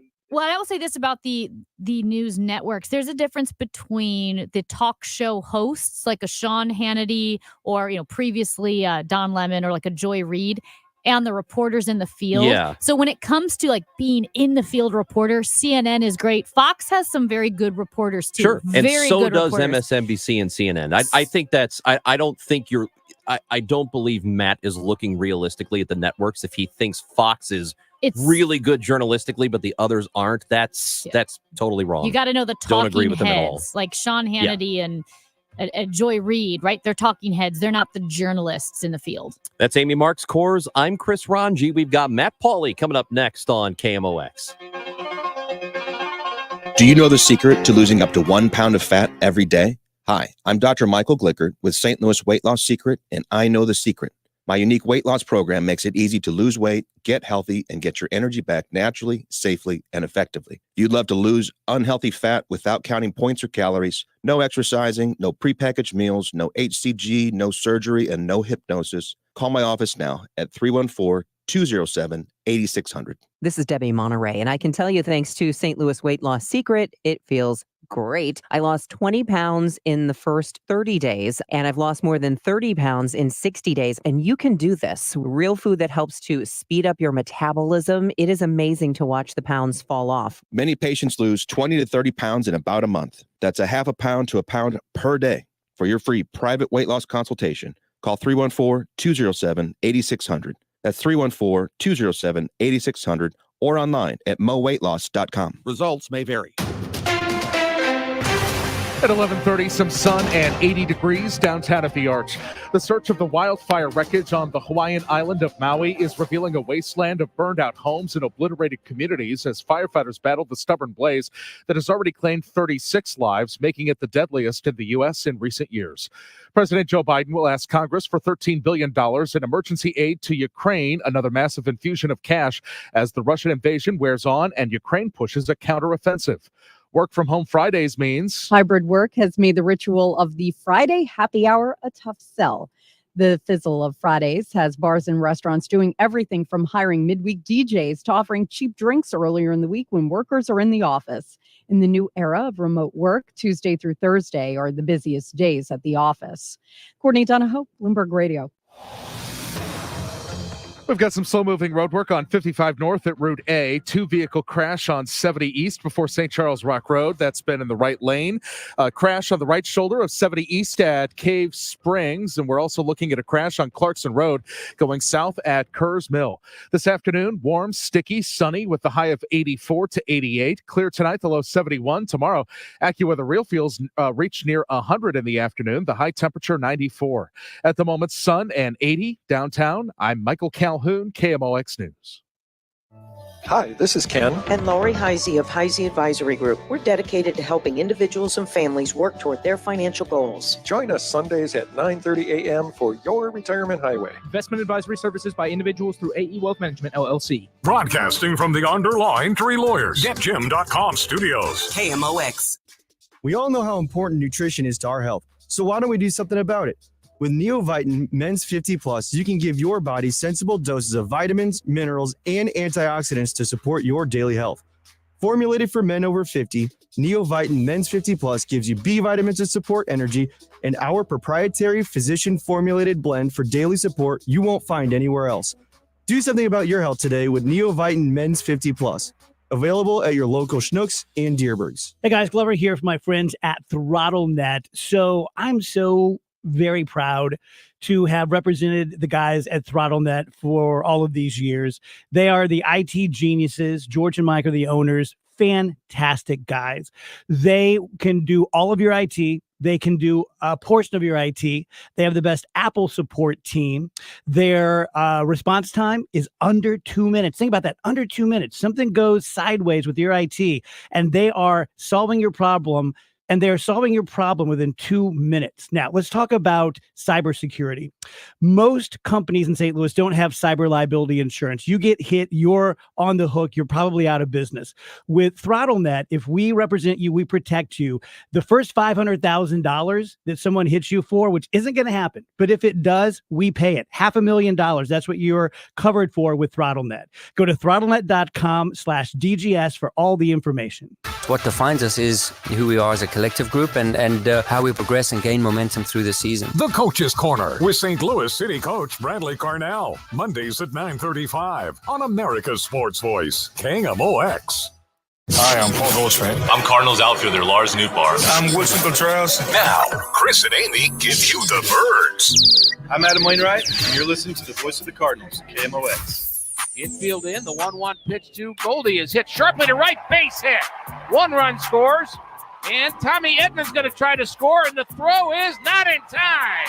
Goldie comes through with a base hit to right field, drives in 2, and the Cardinals now lead 5-2. A win for the Birds last night. Today's Cardinals report brought to you by Renner Garage Door, RENNER. Forward and back, family owned and top rated. RennerDoorSTL.com. It's time to talk some Birds today. We bring in Matt Pauley, host of Sports Open Line, pre and post game coverage. Cardinals pregame show tonight is 4:45, and then first pitch is at 5:40. Dave just told me, and I totally forgot because I didn't write it down. Quiver River Electric guest line we go. Matt Pauley is with us. What do you know, Matt? I know that you are correct. 5:40 for first pitch tonight. Nailed it. Hey, look at you. Absolutely nailed it. So, good win against a good team. It's nice, right? Yeah, so my whole thing after last night's game was what the Cardinals have been missing this year. That's the way you win games. That was a very average, standard, nothing exceptional kind of game. You know, your starting pitcher in Dakota Hudson, he was fine. 5 innings, 3 runs on 7 hits, 6 runs on 9 hits. That's fine. 3 for 7 with runners in scoring position. That's fine. The bullpen gave up 1 run in 4 innings. That's pretty good. But it was, they didn't score 20 runs. They didn't have a pitcher go 7, allowing 1. It was just a standard win, and that's what has been missing this year for the Cardinals. Yeah, I mean, they've gotten plenty of offense to win. They've scored plenty of runs to win this year. It's just that a lot of things have not come together at once. Mainly it's been pitching this year. And I know that we've beaten this over the head for the entire season, but that's the case. They just haven't done a lot of things well enough at once. They've gotten the offense, that's been there, but they haven't done maybe the most important part, which is pitch. Yeah, and offensively, though, they have struggled all season long with runners in scoring position. I think their run scoring output is pretty good in the aggregate. Their home run totals are really good. They're top 3, top 4 in the National League. But man, they'd have a lot more wins this year if they would hit better with runners in scoring position. But the offense hasn't been the issue. Obviously, the pitching has been the issue.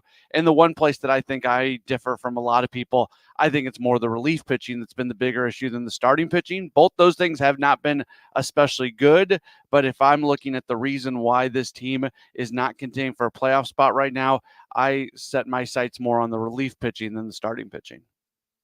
Yeah, I know this is it's been extremely disappointing, and I think there's nobody that's going to disagree with that. This is not the season. We were just talking about how we could have been probably looking ahead to the postseason. We're getting to the middle of August and a little over a month and a half away from the end of the season. And we were talking about, hey, Cardinals could have been playing some day baseball. We could have been leading into some day baseball here on this show, but that is not going to happen.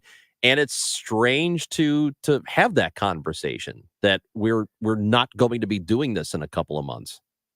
Yeah, I mean, the baseball playoffs are something that we generally have in St. Louis. And it's weird. Not only are they not happening this year, we basically knew at the All-Star break that they weren't going to be happening. I mean, there was glimpses of hope here and there, but 2 months into the season, the team kind of told us who they were, and some of us chose to listen and some of us didn't. And I might have been in that group of people that didn't totally listen, that I was holding out hope a little bit longer than other people.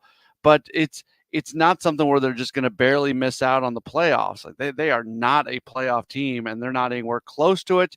And they sold at the deadline, and it's just weird. So Dakota Hudson has had a handful of starts this year. This is somebody who has been in the conversation for several years now. And I think a lot of people have kind of, I don't want to say given up on him, but didn't really expect he would be part of future rotation plans. What do you believe the real likelihood is that he pitches his way into the rotation for next season? I would still probably put it under 50%. I mean, even since the trade deadline, he's made 2 starts. He's got 2 wins. That's good. But he's got 4.5 ERA, and he hasn't been great. Like he's been fine. And if they keep him around and he competes for that number 5 starter job next year and he wins it and he pitches the way he's pitched the last 2 games next year, and he's kind of considered as the number 5 starter, then that's fine. There's a lot of number 5 starters in Major League Baseball that won't even give you that. So I'm totally fine with that idea. I have to, I still have the belief that the Cardinals are going to bring in 2 starting pitchers that are somewhat well-known, fit into that number 1 and number 2 role. And then you've got Michaelis and Matt. So everybody else that's kind of already in the organization will be contending for that 5 spot. Maybe it includes Hudson. But honestly, what's maybe most important for him here, if he can go on a little bit of a roll here, maybe he gets traded in the offseason. Maybe it's a situation where he shows other organizations what he can be more so than the Cardinals. I think we've had that conversation about Tyler O'Neill. They don't trade him at the deadline. They try to, raise his value a little bit. That's not working because he's not playing right now. He's got a knee issue. So that's kind of going in the other direction. But Hudson isn't just trying to show the Cardinals that he can be part of their plans for next year. I would say he's showing every team in baseball whether or not he can be part of their plans next year. One of the most important people to watch for the remainder of the season will start tonight for the Cardinals, and that is Matthew Liberatore. And it's the same conversation. You'd love to have somebody who is a lefty who can pitch in that rotation. You'd like to see him, Matt, really take charge here in the last month and a half to maybe make the job easier filling out the roster for 24. Yeah, and I like Liberatore a lot, and I think he's somebody who can turn into a pretty solid starting pitcher in Major League Baseball. I would put him in that same group of guys who, for at least for next year, the ceiling is being part of a group contending for a number 5 spot in the rotation. But this is a really important time, and I think most notable here is the fact that they're just going to let him start every 5th day. When he was in the rotation before, he was starting on short rest. He was starting on long rest. He's in the bullpen. He's a starter. They're finally just going to give him the opportunity to go out and pitch every 5th day. And I would say if they allow him to do that between now and the end of the season, we're going to have a much better idea of who Liberatore is than we did even his last time in the rotation. Let me, I want to educate everybody here. Matt doesn't know this. Amy doesn't know this. Dave doesn't know this. Okay. There have been almost 238,000 Major League Baseball games played in history. Okay. And last night, we had the 322nd no-hitter in history. Michael Lorenzen throwing it for the Phillies. I think it was it the 14th in their team history? Hey, look at you. I know. Against the Nationals. Matt, do no-hitters still do it for you? Yeah, they do. They really do. And what was really cool last night, and I got a little choked up when I saw it, was, the obviously TV producers are all over this because it's a great story, but just seeing his wife holding his, the baby that they've got, and her just being as excited as she was. I mean, it's the whole thing. It's the drama of watching the no-hitter unfold. Mm-hmm. It's the friends and the family and everybody who's attending and who sees it. It's the celebration at the end with the teammates. It's the celebration in the stands. Yeah, it absolutely does it for me. I loved it. And when I wasn't watching it as it was happening last night because the Cardinals were playing at the same time. But when I was looking at the highlights and looking at the replay and just them, continuing to cut back to his wife and the kid and everything, I just thought that was the coolest thing. Maybe it was last year or the year before. I don't remember, where it seemed like there was a no-hitter a week for like 2 months. Yeah, looking at you, I feel like no-hitters no longer do it for you. Oh, yeah. Hey, Matt, how many no-hitters have you seen in person? At the big league level? Yep. I've seen a lot at like the fifth grade level. So I saw the Cubs threw one against the Brewers that I was in attendance for. The Brewers won with Burns. It was a combined, but that was on the road. I think the only no-hitter I've been in attendance for was that Cubs one against the Brewers like 3 years ago. Yeah, I've seen 3. No big deal. Perfect game included. Wow, who's perfect game? Mark Burley, St. Louis native. Nice. From St. Charles. Dwayne Wise, was that the guy who made the play at the end? That's right. Dwayne Wise made the catch at the wall. I saw both of Burley's. He had a no-hitter and a perfect game. And then it was Francisco Liriano. I saw him throw one for the Minnesota Twins. That Burley no-hitter is maybe my favorite no-hitter of my life. And I remember I was the voice of the Burlington Bees at the time, and I remember sitting in the conference room in Burlington, Iowa, and watching that thing play out. And the game was going to be starting pretty soon. And just that's one that just will forever and ever remain in my mind. Missed opportunity. Burley playing for the Burlington Bees. Burley of the Burlington Bees. That'd have been great, wouldn't it? It would have been. All but right. It didn't happen that way. At one point, I think they were a White Sox affiliate at one point in time. Burlington? I think you're thinking of Birmingham. Are you thinking of the No, Coke like factory? way back. Way back. Did you hear what Amy just said? No. She's talking about the coat factory. You Yeah, you are right. Amy, you don't strike me as a Burlington coat factory connoisseur. No. She only goes to Plaza Frontenac. That's it. Oh, yeah. Hey, Yeah, that's Matt for Pauley, sure. good luck on the pregame tonight, postgame as well. Thank you for visiting with us. You bet. Hey, Ranch. Yeah, hold on. We got a voicemail. 314-944-1120. We were just talking some Cardinals baseball. Do we have to bring politics into everything, even sports? Is it really necessary to point out that the Cardinal pitcher, what's his name, Liberatore or something, is a lefty? Please, enough. Okay, well, that's a He's great a radical point. lefty. I'm going to do my best That's awesome. to not bring that up again. Hey, you met Peter Jar. Yeah. Who's 10. Yeah. Huge football guy. Bears fan. No. Well, he last night he gave me a Bears football card. And he I told saw me it. to give it to you. Not that one. Oh. He gave a different one. Oh. And he said to tell Ranj that this card is just like the Bears. Worthless. That's Amy Mark scores. You know what? I don't like your son-in-law. I'm Chris Ranji on KMOX.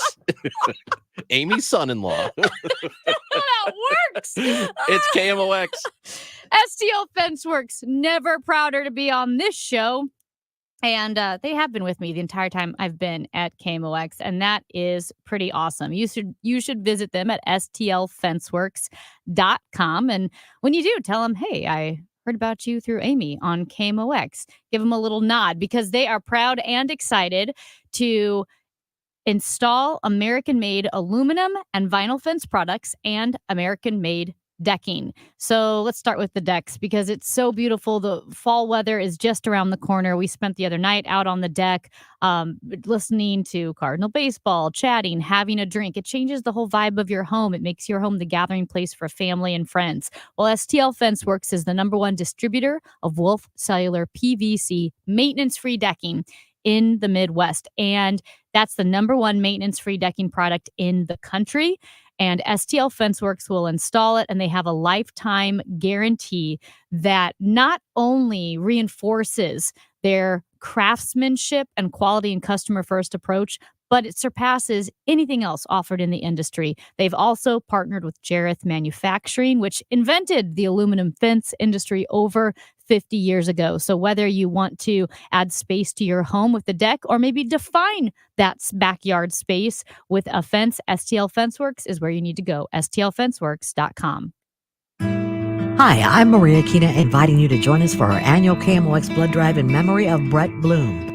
Brett fought cancer in 2019. We asked you then to donate blood, and the response, it was overwhelming. We lost Brett, but there are so many people today, right now, who need your help. The KMOX blood drive in memory of Brett Bloom, Thursday, August 24th from 2 to 7 p.m. Call 1-800-RED-CROSS or redcrossblood.org and use the sponsor code KMOX.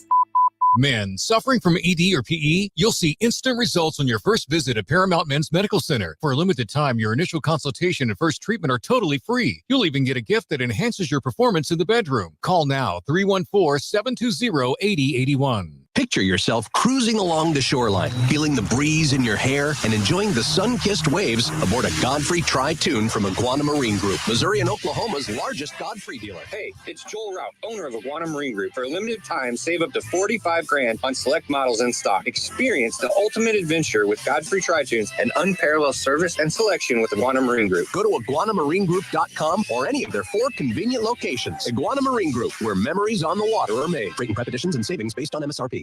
Let's listen in on a modern-day marriage proposal. The players lift their smartphones. The young man pledges his true love to the woman of his dreams. She accepts. They exchange kissing emojis. There are some hearts. Very nice. Well, look at this.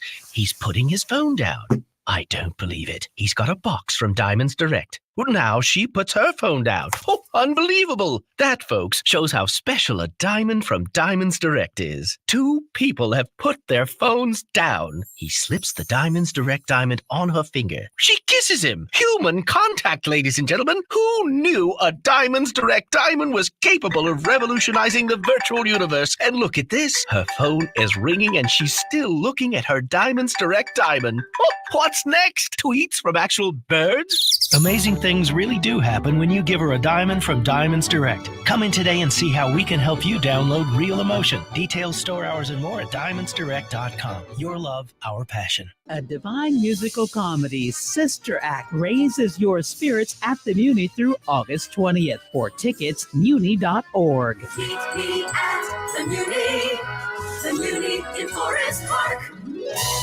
Charlie Brennan sees clearly thanks to Dr. Bertie and Malhotra. You can too. Go to youridoc.com today or call 314-966-5000. Congratulations to Old Town Donuts in Florissant and Cottleville for being named the top St. Louis breakfast restaurant by TripAdvisor. For the best deal on a dozen donuts, get the money-saving coupon at oldtowndonuts.com. I'm Jim Brennan. McKelvey Homes is celebrating 125 years with our inventory home sale. And for every home sold, McKelvey Homes will donate $1,898 to Dravet Syndrome Foundation. Visit McKelveyhomes.com. Chris Ranji. Wonderful bones, great eyes, and you dress really interesting. On KMOX.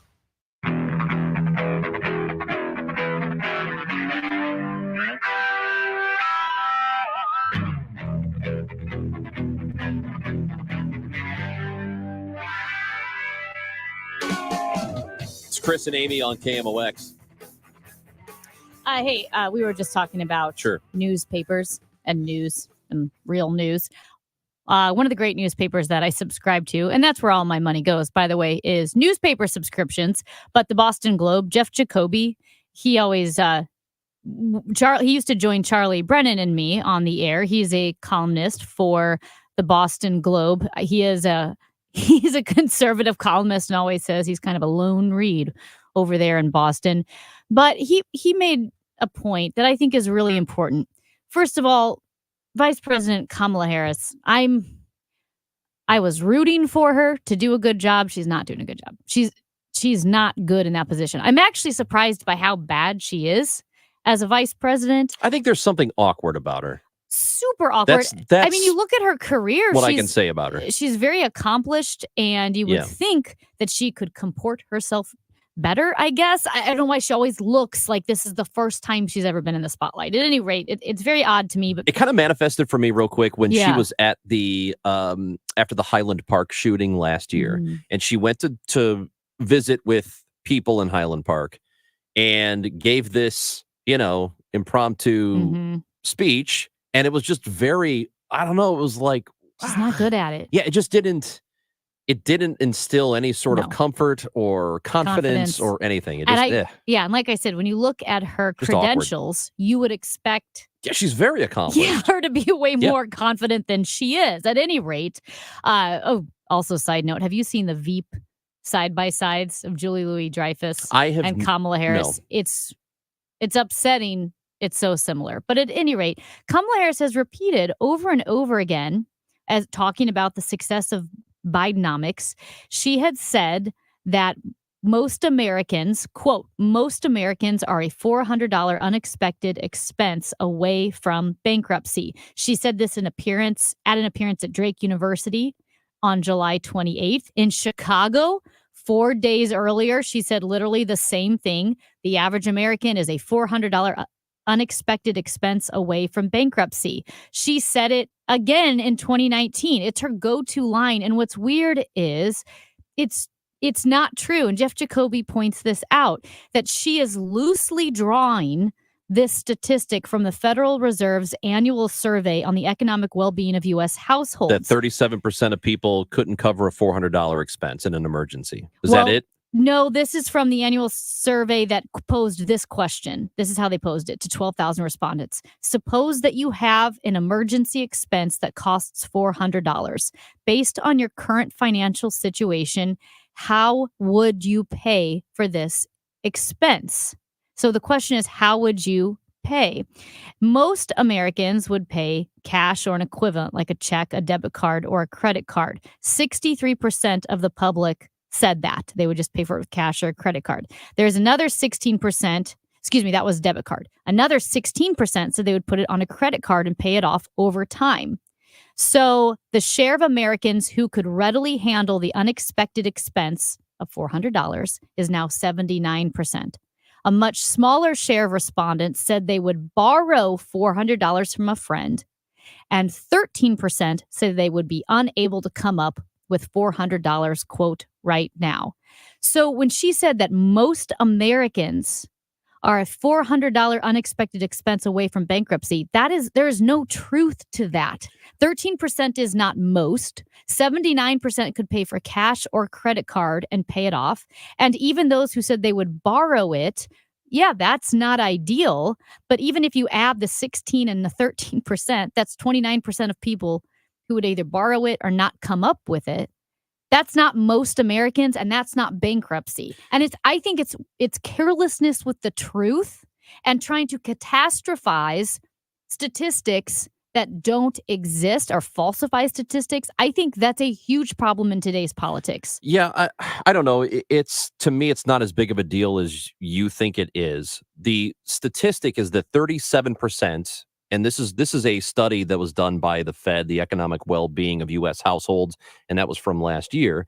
And actually, the study came out on Monday examining 2022, and that the number of people who that aren't liquid enough to be able to cover a $400 expense has gone up 32%.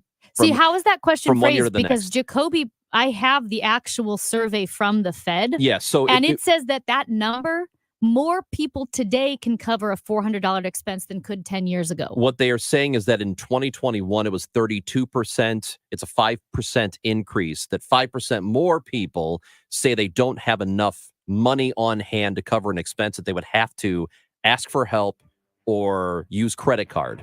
Credit card does not mean I have it. It means I'm trying to pay it down the line later. They could still pay it off, and that's not that's not most.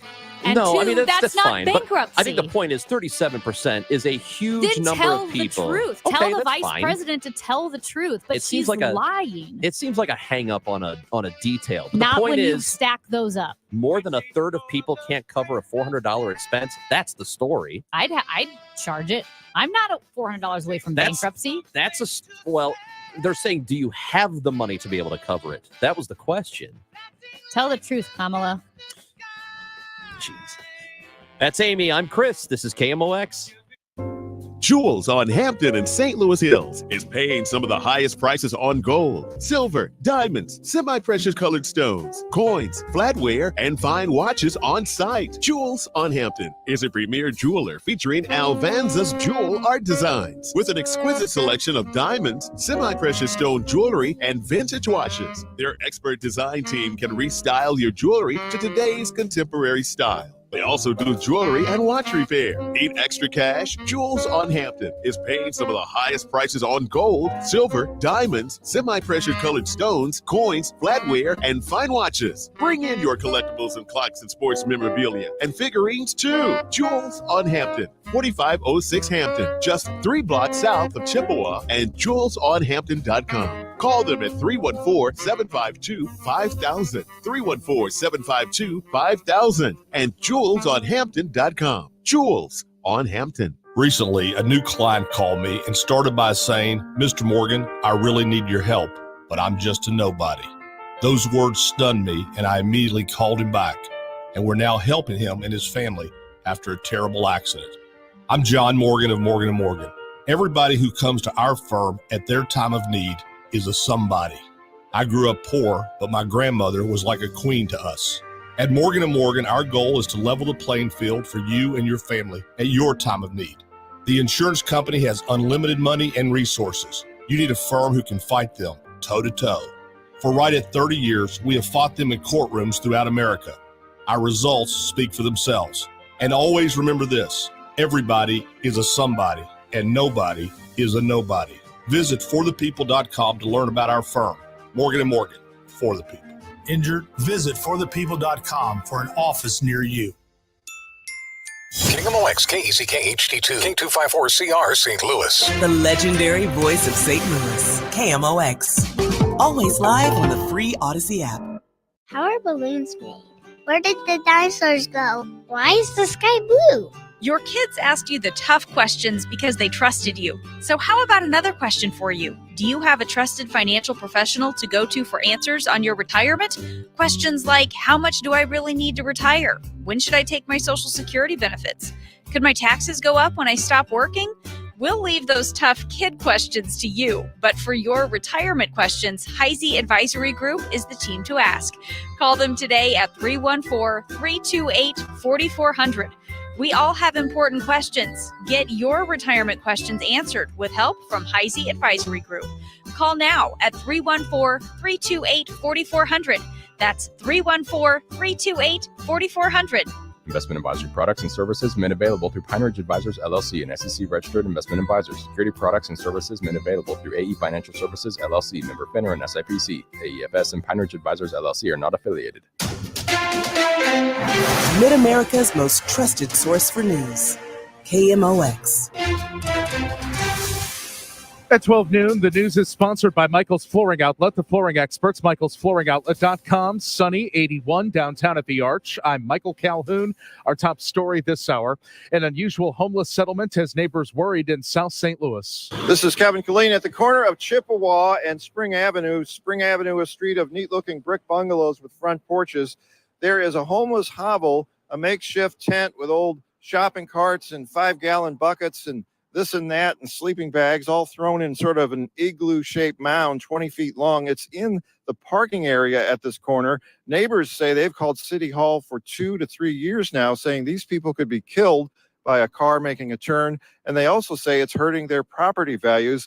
The two people living inside, two elderly people said to be from an African country, declined to be interviewed. A Chesterfield committee will decide later today on a plan to redevelop the Chesterfield Mall. The city's Planning and Public Works Committee will vote on a proposal that would turn the mall into a downtown.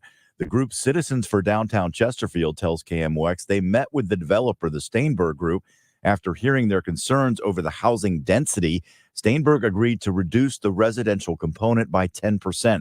The plan still calls for more than 2,500 units, plus thousands of feet of commercial space. If the committee recommends the project go forward, the Chesterfield City Council will still need to give its final approval.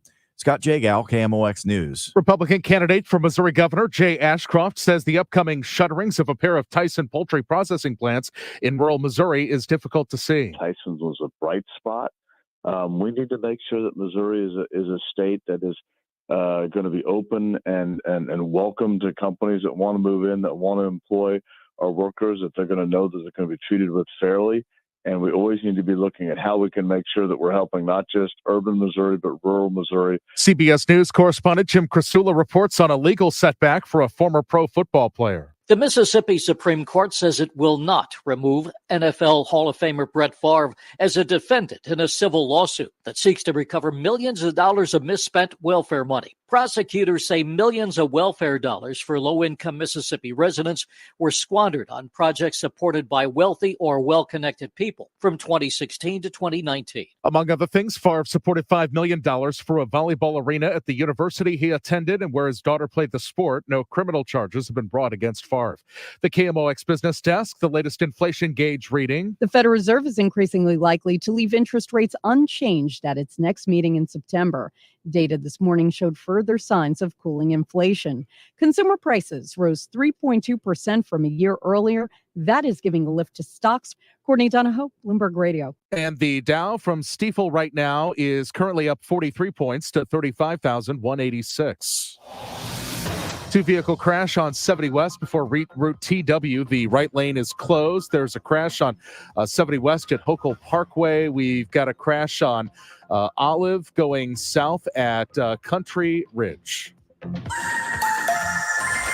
It's going to be pretty warm this afternoon and sticky with mostly sunny skies. Highs in the mid-upper 80s down to 71 tonight. Then even hotter tomorrow. Breezy and humid in the high 94. Real feels near 100.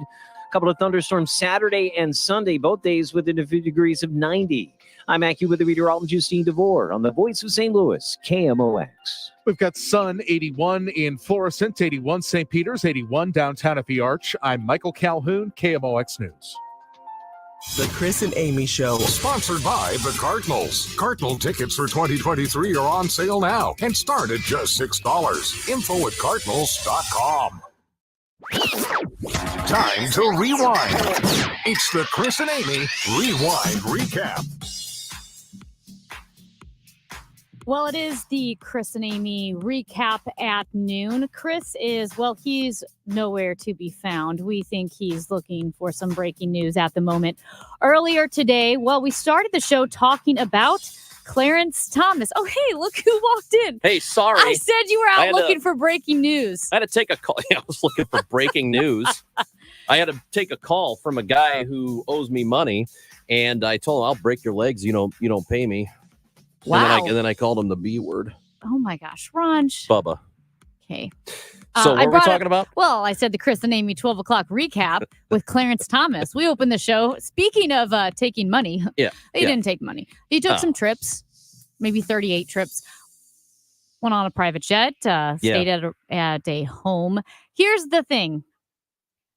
ProPublica had leaked some of this story a couple of months ago, I think it was, about Clarence Thomas, Supreme Court Justice, and Harlan Crow, the billionaire conservative donor, and how he had, been longtime friends with Clarence Thomas, and Thomas had stayed at some of his homes, stayed on his yacht. And now there are a few other billionaires who have also given gifts to Clarence Thomas, and whether or not Thomas violated, the ethics of the Supreme Court in disclosing some of the gifts that he was given, because Supreme Court justices are allowed to receive gifts.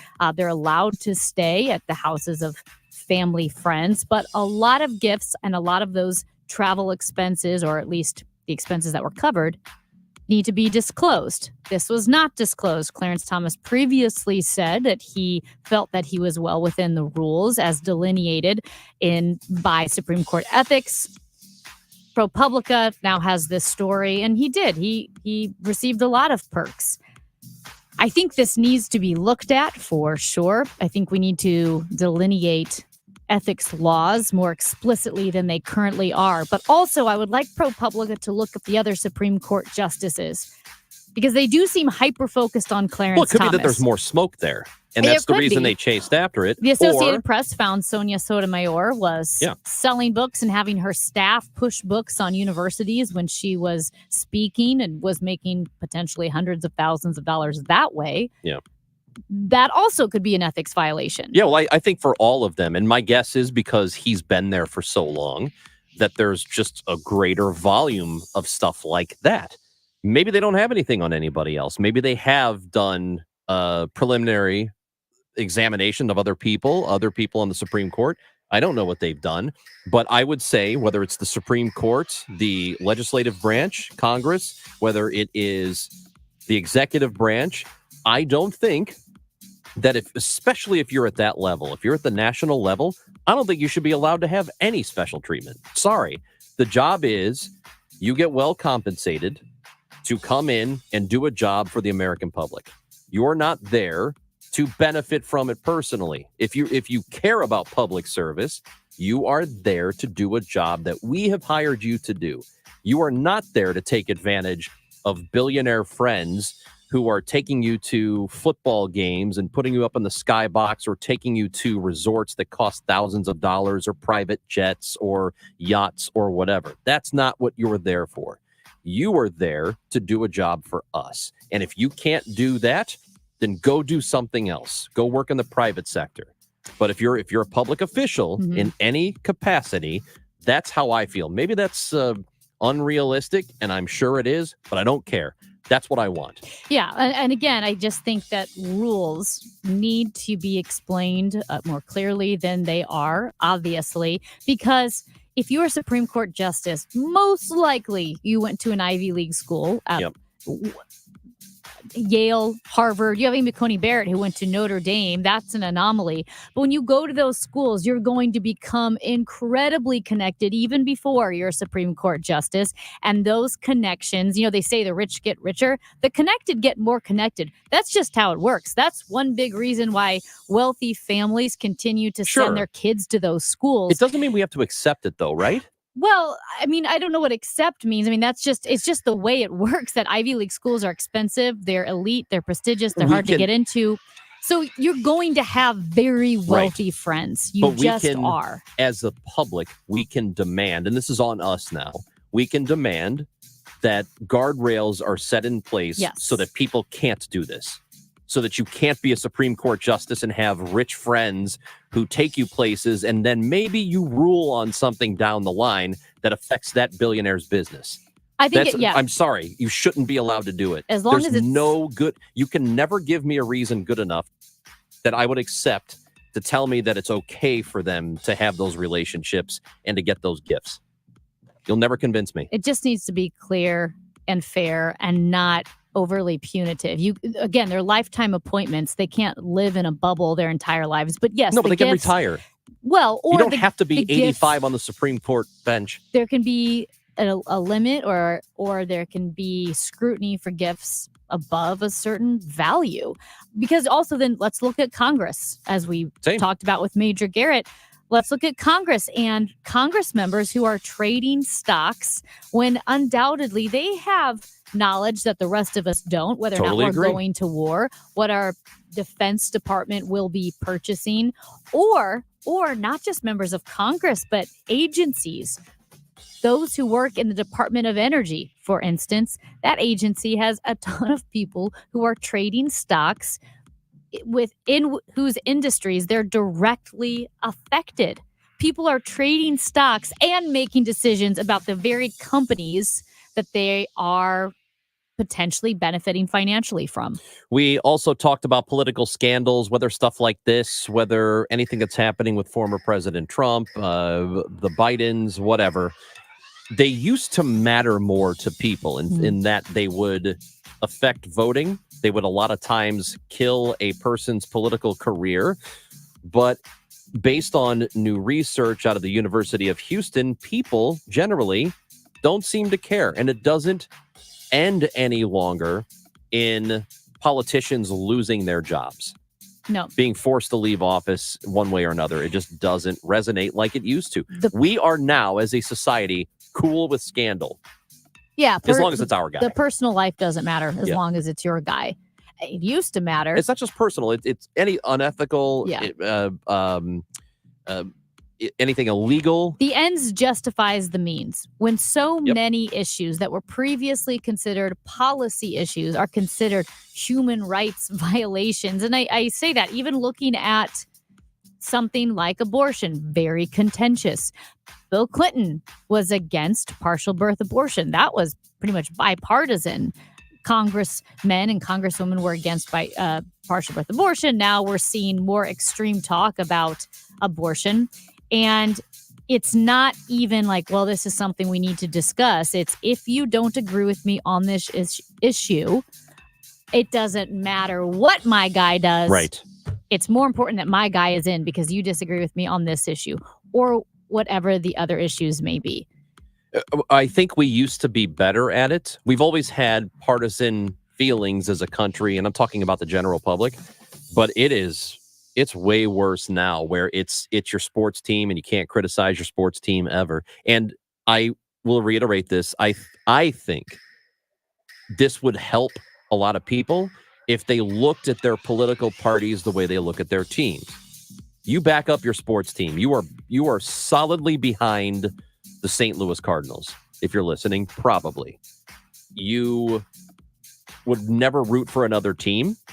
That's always going to be your team. However, you are very willing to criticize them when they are not performing the way they should, when they are not doing everything they can to be as good as they can. You will criticize them. I think we need to treat our political parties that way, and we don't. What we end up doing is, hey, it's my side, so my side must be right.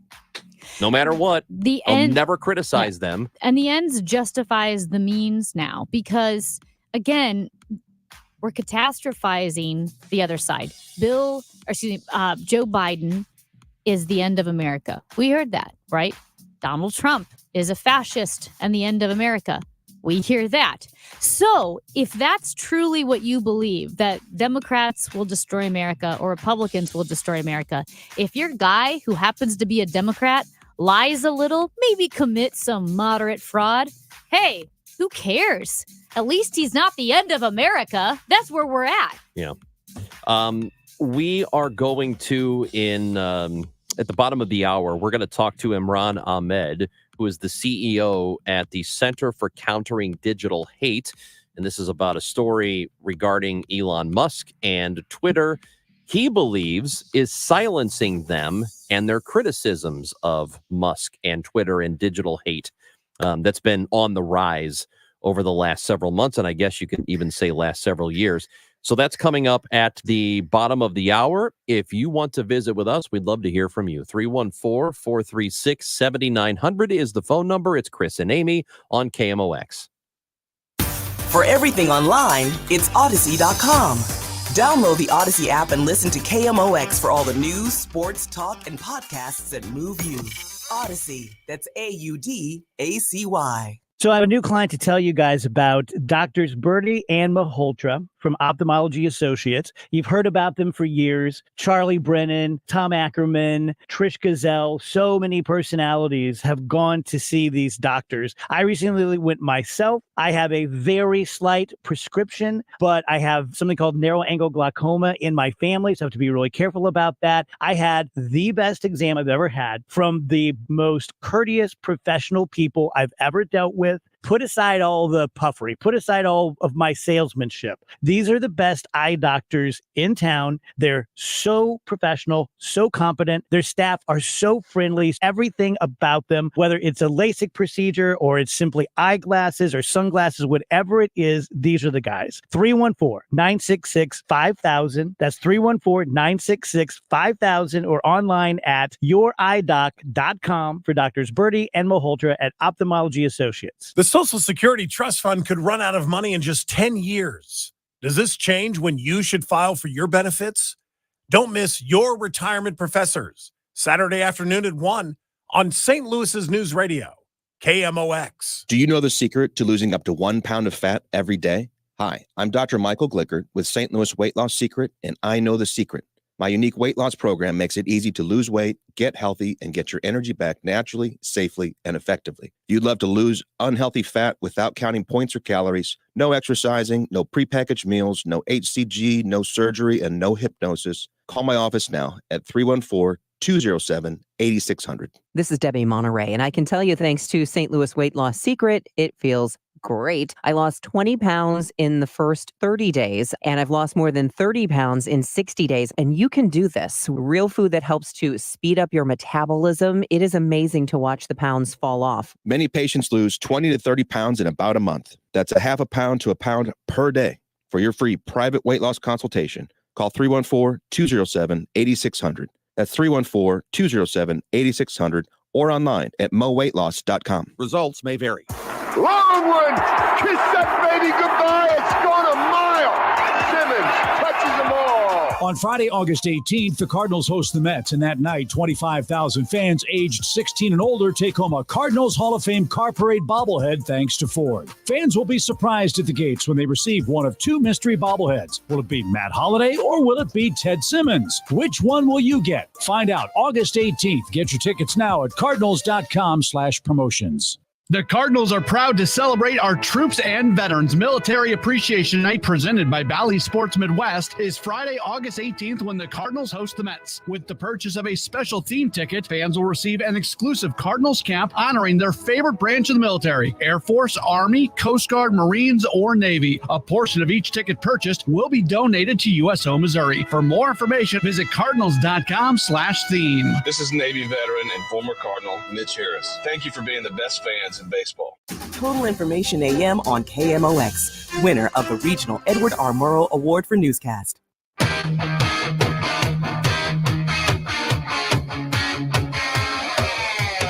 It's Chris and Amy on KMOX. Hey, we had a development this week. Yes, we did. Some major news, and I got to tell you something. There's a guy here who is now dead to me. Mhm. I'm Currently dead to me. never going to forgive him. This is the second person you've never been able to forgive at this station. Yeah. The first one is Chris Myhill. Chris Myhill. He's in Retired as soon as we were coming in.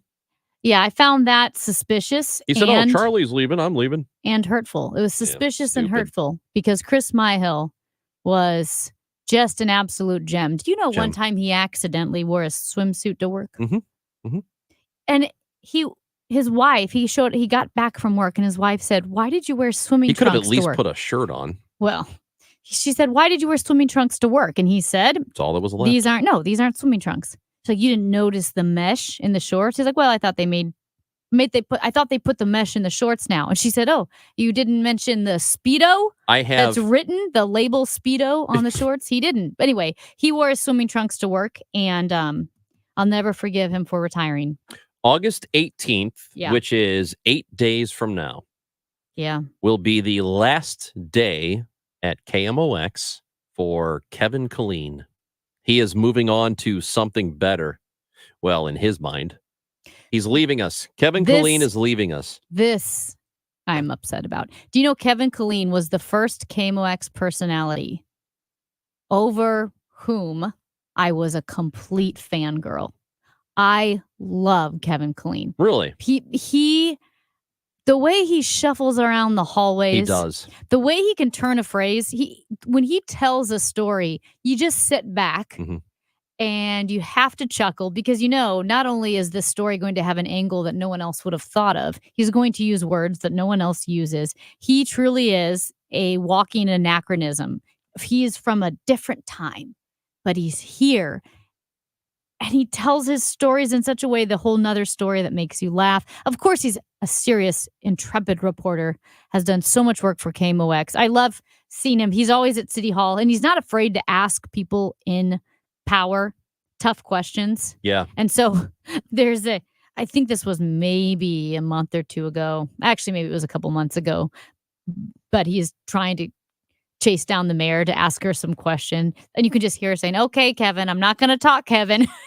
She knows him. They know him because he's so like funny. asking questions of leaders and people in leadership positions. And then his February video that went viral across the world, millions of views on a whole nother story. It had a video. About February is the most depressing month. Yes. And I think it was from maybe 8 years ago now. It's been a while, But yeah. last year it went viral. I mean, everyone from like Maggie Haberman of the New York Times to people in New Zealand, people in England watched this video of Kevin Killeen describing February, and he went viral. He did international interviews. I've had friends from out of town who've sent me the link and said, "Do you know this guy?" Like, yeah, I do. And it's very popular. You're going to see it every February, I think, in perpetuity. It'll always be there. And Kevin is leaving us. And I think this is a really strange. Kevin's been around a long time. He's been at this station for what, 28 years? He was hired the same year as Carol Daniel, I believe. This just seems like a really weird time in life to go into landscaping. I don't know why that's what he wants to do. Yeah. He's going to be trimming trees and bushes. Why would that be the thing you pick? I think he was inspired by, there's a tree trimmer. I think he goes by El Hombre. Like that's what he goes by. And I believe Kevin Killeen has talked about this tree trimmer, and maybe he was inspired. I just wish Guys, him the he's not best. going into landscaping. No, he's not going to landscaping. I don't think we can talk about what he's going to do. No, we can't. It is illegal, though. For sure. Yeah. I mean, it's got to be illegal, right? It's about time. Kevin. It's about time somebody asks him questions. When you hear Kevin on the radio, you probably get this idea of what he might look like. Maybe a little disheveled. No. Maybe a tweed sport coat with leather patches on the elbows. Maybe some tattered brown shoes that you try to shine, but just don't quite get the spit shine that they used to get. That's exactly what he is. If you have ever seen any movie in history where they depict a grizzled reporter old-timey newsroom. old-timey with the tie that's, it's seen days, and the shirt, which is somewhat wrinkled, and, the like you said, the tweed coat with the patches on the elbows and a briefcase, that's exactly Kevin. He fits perfectly the cliche of an old-timey reporter. And he shuffles. You can hear Kevin before you see Kevin, which is fitting because he's a man who's made his career in being heard as a reporter. And when he shuffles around the halls of KMOX, it's Kevin Killeen several seconds before you see him. I said he shuffles with the walk of a man who's seen a lot. He has seen a lot. Doesn't like what he's seen. Always observing, always processing and analyzing. Gonna miss him around these parts. So we're gonna have to have him on the air to talk about his berate career. him. And we'll berate him. We were talking, but we love Kevin, and we're sad to see him go. We got about a week left of Kevin Killeen here on KMOX. We were talking about people in Congress and wanting to see better ethics. We have a texter to 314-436-7900 who says, if either one of you think there are morals and ethics within the U.S. government, then I've got a bridge in Brooklyn for sale. Never heard that one. Clever. You cannot be this damn gullible. The corruption in the U.S. government is traced back over 150 years. All corruption right, in government, period. First of all, Amy. What? Allow me. We never said Yeah. that the government is ethical. What we're saying is that we need to do a better job of making sure it is as ethical as possible. And yeah, is that a pipe dream? Probably.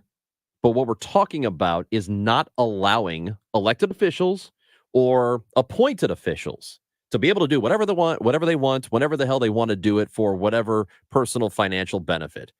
We need to hold people accountable better, and we don't.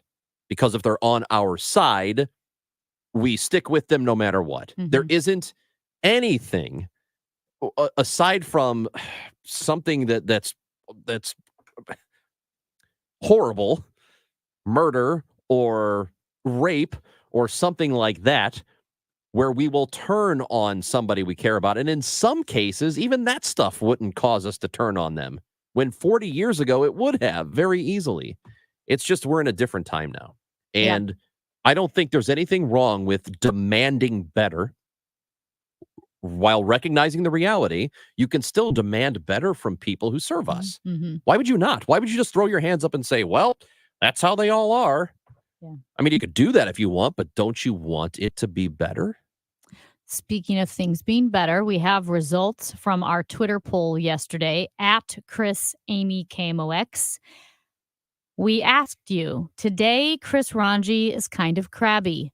Would you give him a hug if you could? Crabby. Would you give him a hug if you could? 68% said no.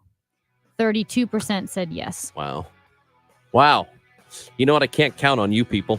No. I needed a hug yesterday. Well, and 2/3 of you said no. But who gave you a hug? Maria Kina. Maria Kina did. Man, she's adorable. And Shamim Clark Hubbard said she would She run would to have give you if a she hug. were here. She's also adorable. So see, those are two very great people, very important people who would give you a hug. Tyler punched me in the shoulder. Well, I'm on Tyler's side. That's Amy. I'm Chris. Imran Ahmed, CEO of Center for Countering Digital Hate, next on KMOX. Hey guys, it's Dave from the Dave Glover Show, 1 p.m. to 5 p.m. weekdays on KMOX. Let me do a promo that no one's ever done in the history of radio. I talk 4 hours a day, 5 days a week. It's impossible to do without saying a lot of really, really stupid stuff. So if you would like to see someone just melt down about once a week, tune in. It can happen anytime between 1 and 5. Usually happens in the 2 o'clock hour. I'm not sure why. 1 p.m. to 5 p.m. on KMOX weekdays. It's the DGS. We all know how important nutrition is to our health. So why don't we do something about it? With Neovitin Men's 50 Plus, you can give your body sensible doses of vitamins, minerals, and antioxidants to support your daily health.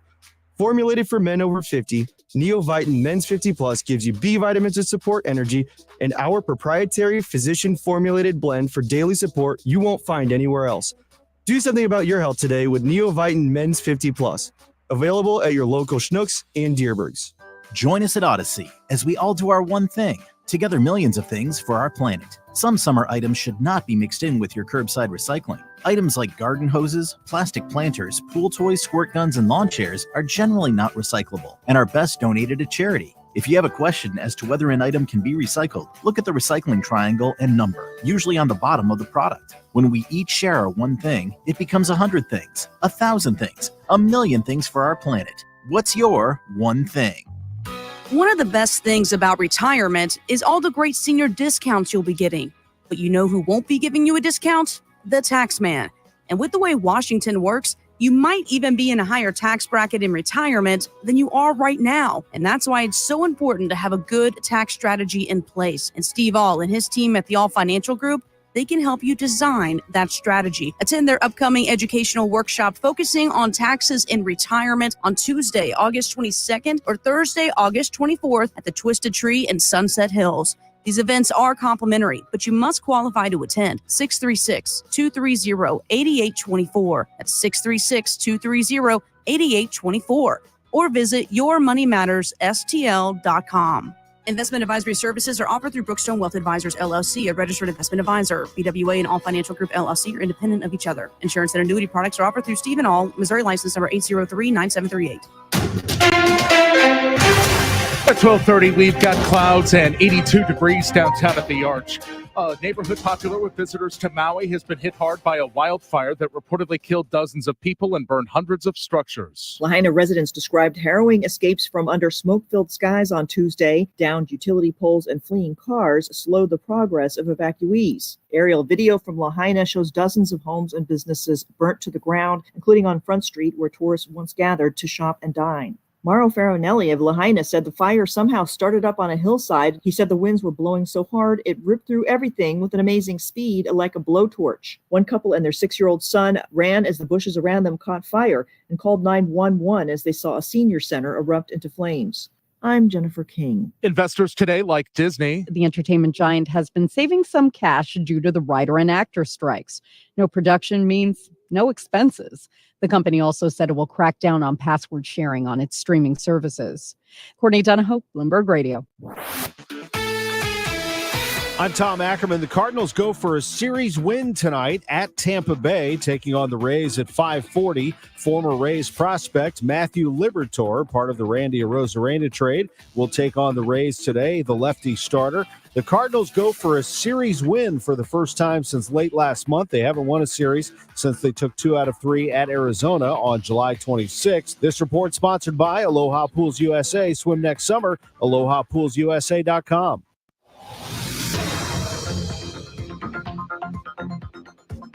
Looking at the roads, we've got some slow-moving road work on 370 West at Elm. The right lane is closed.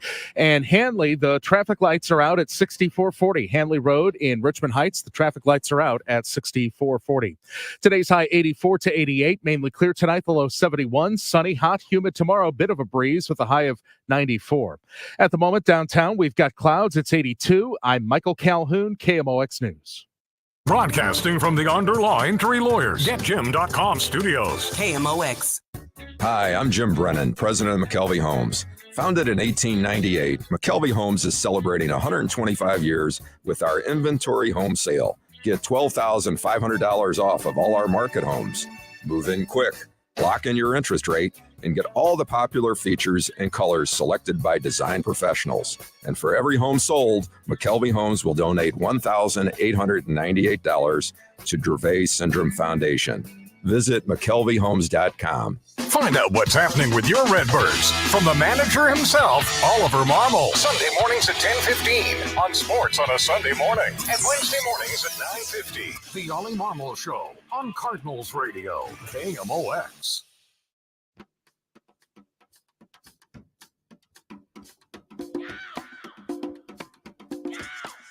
Chris and Amy on KMOX. We go to the Quiver River Electric guest line again this afternoon, and we visit with the CEO at the Center for Countering Digital Hate.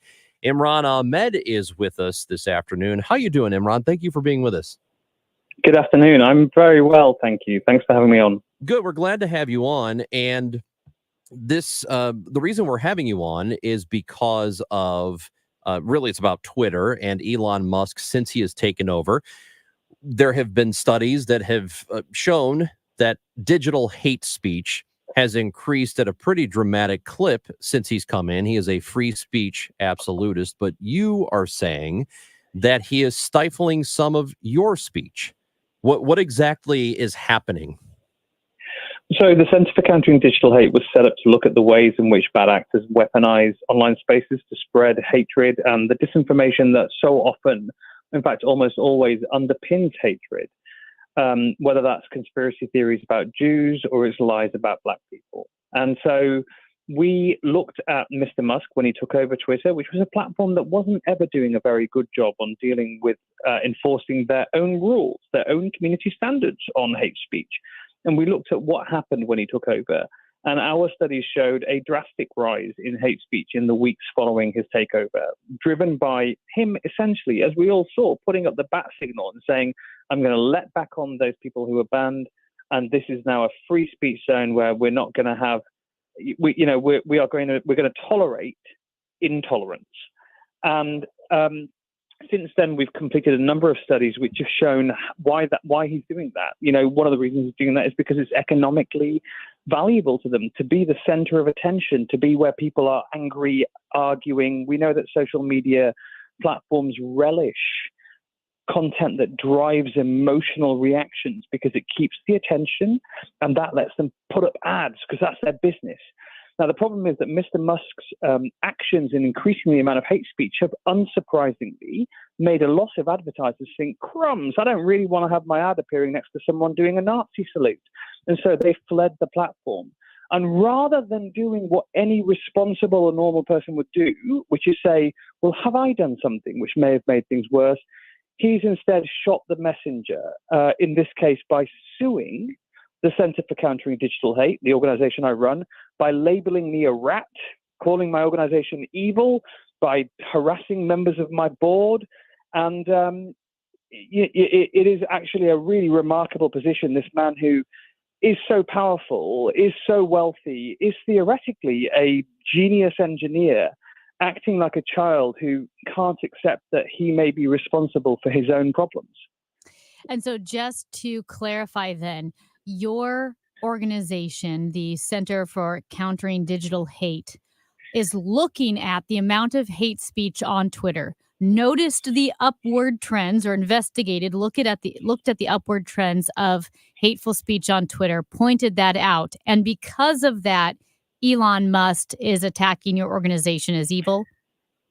That's precisely right. And he claims that what we are is that we are, so in the lawsuit that he's filed, he claims that our speech has essentially interfered with his ability to do business. I don't think he understands how either speech or business work. Advertisers can make independent decisions as to where they want to put their ad dollars.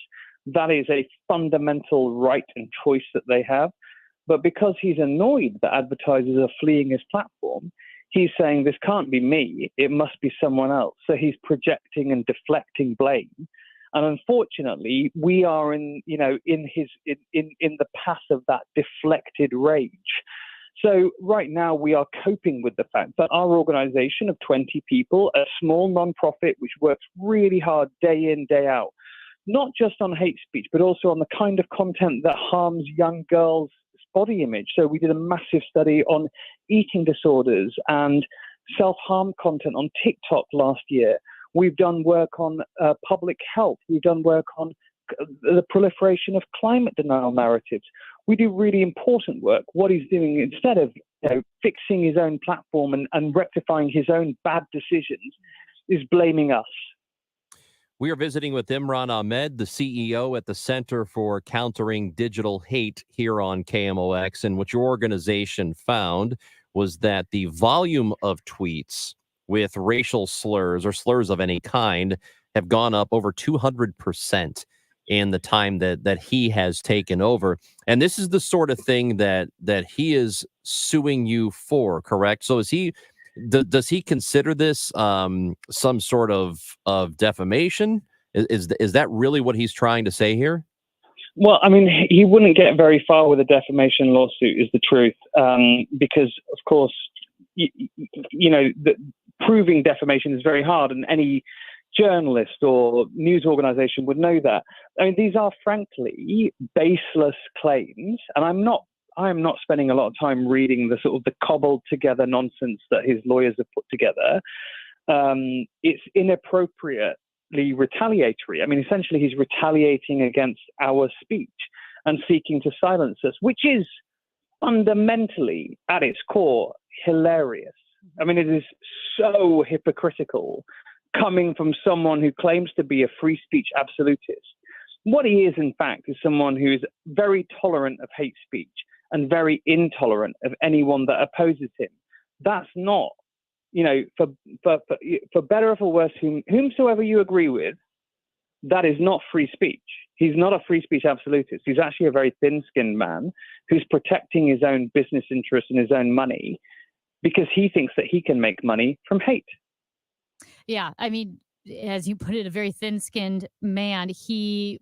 When I look at this situation, I see a guy who his ego wrote a check that he didn't really intend on cashing, and yet he can afford it. So he bought Twitter. He drove it into the ground, and because his ego is bruised, he has to point his fingers and blame others.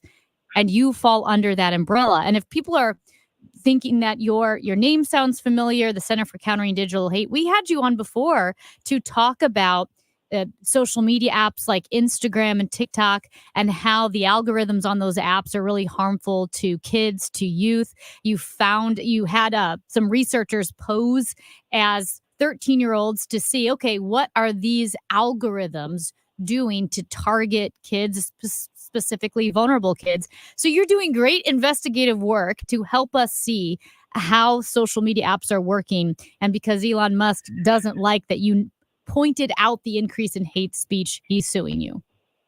And look, we realize that he runs a business. I get that when you run a business and you are failing at it, you are going to seek to do something about that. His instinct is right.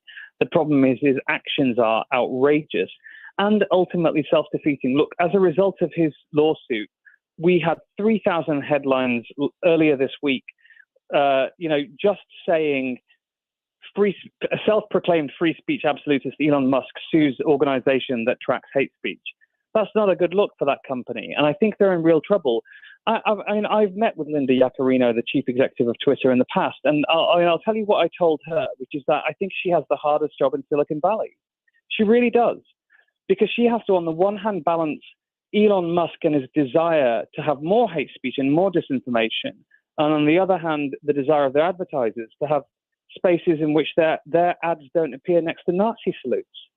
And I can understand that is a really difficult thing to do. The problem is that Mr. Musk thinks the answer is not to enforce their own community standards and to ensure that Twitter is a less horrible place to be, but instead to sue the people that can see the problem. It's beyond understanding. But that said, it will cost us, the truth is, hundreds of thousands of dollars just to defend this. And I think that's one of his tactics here, is to try and bleed us dry. And we've been incredibly lucky that so many people, without us even asking for donations, in the first week after his lawsuit was filed, $43,000 was donated to CCDH via our website, counterhate.com. And we're really, really grateful to people that have given that money. And of course, we're going to have to raise more, because the truth is that this is, we are dealing with someone who is, as you correctly said, he's so wealthy that he's almost immunized from the cost of his own failure. And so this is what we're up against. Yeah, I've made no secret of how much I dislike Elon Musk. I think he sucks, and I think there are too many people who are willing to lick those boots no matter what, and that they will eat whatever he feeds them, which I think is weird. But there are a lot of people who will do that, and this kind of seems to me similar, and maybe I'm wrong about this, but it seems to me very similar to Peter Thiel's crusade against Gawker in financing the Hulk Hogan lawsuit just to drive them out of business, even though he had no rooting interest in Hulk Hogan.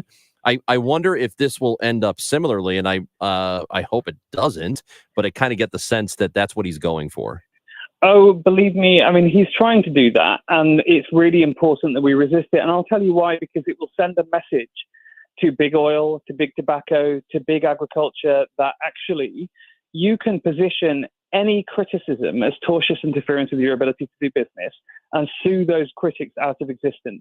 And I mean, that is the definition of why we need free speech. We need free speech so we can have robust public discourse debates on whether or not these things are acceptable.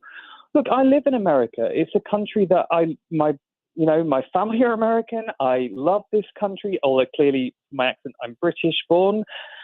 This is a country which is robust in its public sphere. There's proper hardcore debate about the issues. The problem is Mr. Musk, in order to allow that public discourse to be flooded with hate speech, which is profitable to him, is actually seeking to silence organizations that could criticize him. I don't think he understands free speech. I don't think he understands the marketplace.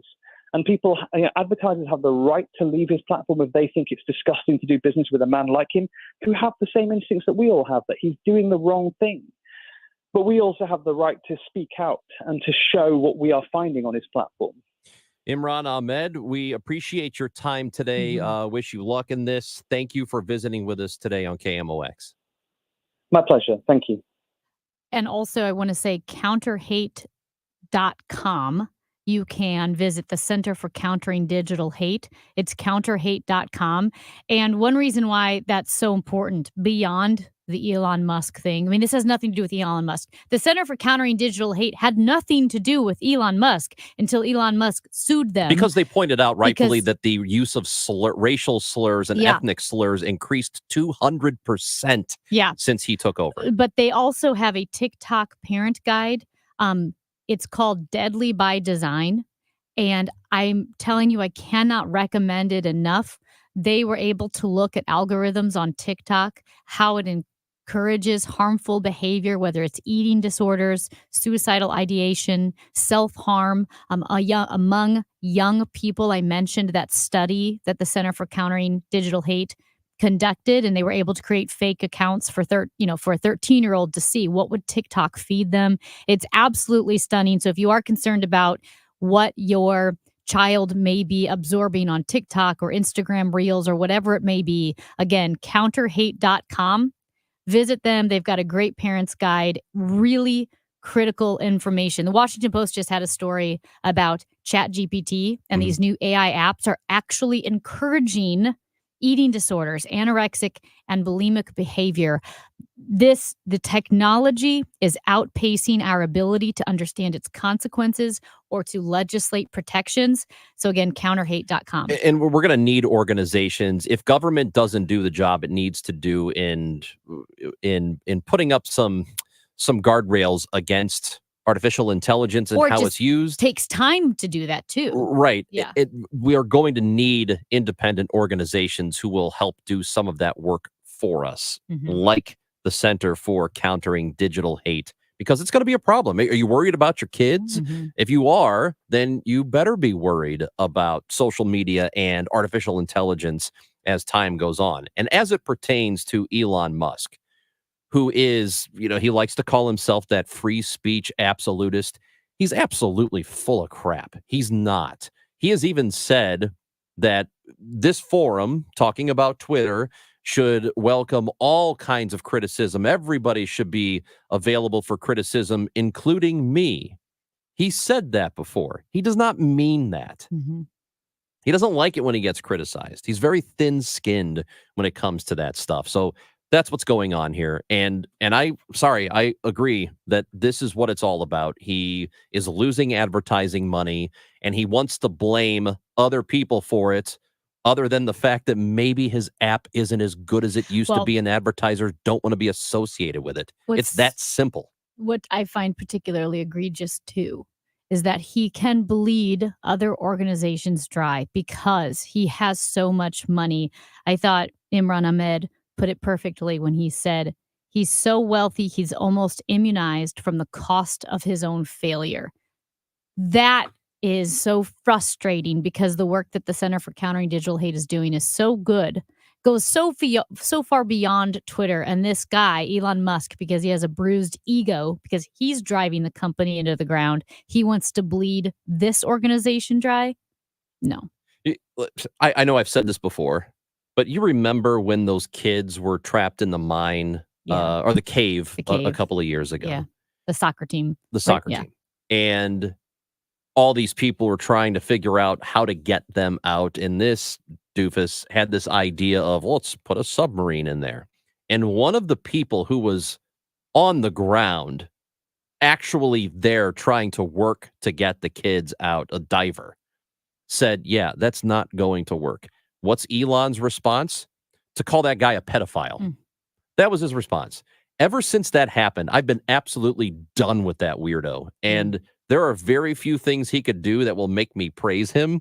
Occasionally, I'm sure it's possible. But after that, I was finished with that guy.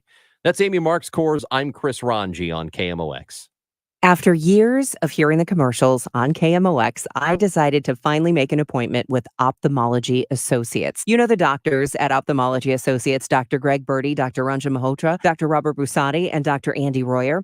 Well, I'd been hearing about dry eye, and I knew that I had dry eyes. Dr. Ranjan Malhotra told me that it's not just an irritating problem, it's actually irritating my eyes, and that it's so important to have dry eye addressed because it can actually scratch your cornea, cause greater damage, lead you to believe that your vision is getting worse. Turns out I don't need new glasses. I just need to address the dry eye situation. You should definitely check out Ophthalmology Associates. They are experts in the diagnosis and treatment of diseases of the eye. Call for an appointment today, 314-966-5000 or online at youridoc.com, 12990 Manchester Road, just a half mile west of 270 eastbound on Manchester. Ophthalmology Associates. youridoc.com. KMOX, Hot Shots, Together Credit Union, and Michelob Ultra have teamed up to bring you another St. Louis City Caravan. It all happens Thursday, August 17th at 6 p.m. at Hot Shot Sports Bar and Grill in Fenton. Come on out and meet City striker Nico Giacchini. Oh, making on for Giacchini. Giacchini! He scores! The City Caravan, Thursday, August 17th at Hot Shots in Fenton. Sitting on tap presented by Michelob Ultra and America's Sports Voice, KMOX. If you owe the IRS, you have a legal issue, and you need the Lance Drury Law Firm. We'll protect your rights. Log on at LanceDruryLaw.com. It's the greatest pop rock of the 60s and 70s. The Happy Together Tour 2023. Saturday, August 19th, the Family Arena. Starring the Turtles, Little Anthony, Gary Puckett and the Union Gang, the Vogues, the Classics 4, and the Cowsills. Tickets are on sale now at the Carroll House box office located at the Family Arena or Ticketmaster. John Michael Montgomery. Live. The multiple Grammy, CMA, and ACM award winner. John Michael Montgomery with McBride and the Ride. Friday, October 20th at the Family Arena. Reserved seats are on sale now at the Carroll House box office, located at the Family Arena or Ticketmaster. John Michael Montgomery, live in concert. Hey, it's Joel Rauch, owner of Iguana Marine Group. There's still time to enjoy your summer on the water, and we're loaded with inventory for immediate delivery. With a Godfrey Tri-Tune, you'll be the envy of the water. Right now, save up to $45,000 on select models. Don't miss out on the hottest summer sales event. Experience the ultimate water adventure aboard a Godfrey Tri-Tune. An unparalleled service and selection from Iguana Marine Group. Go to iguanamarinegroup.com or any of their 4 convenient locations. Iguana Marine Group, where memories on the water are made. Freight and prep additions and savings based on MSRP.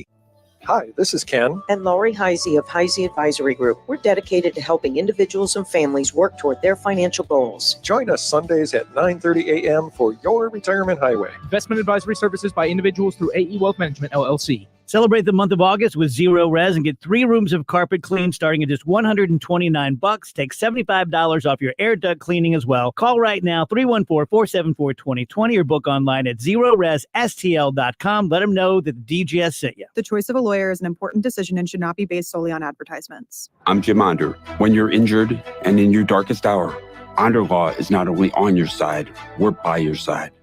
Onder Law. Call 314 or 618-900,000 to learn more. The greatest radio talk show host ever. Chris Vonji, Amy Marks Kors on KMOX.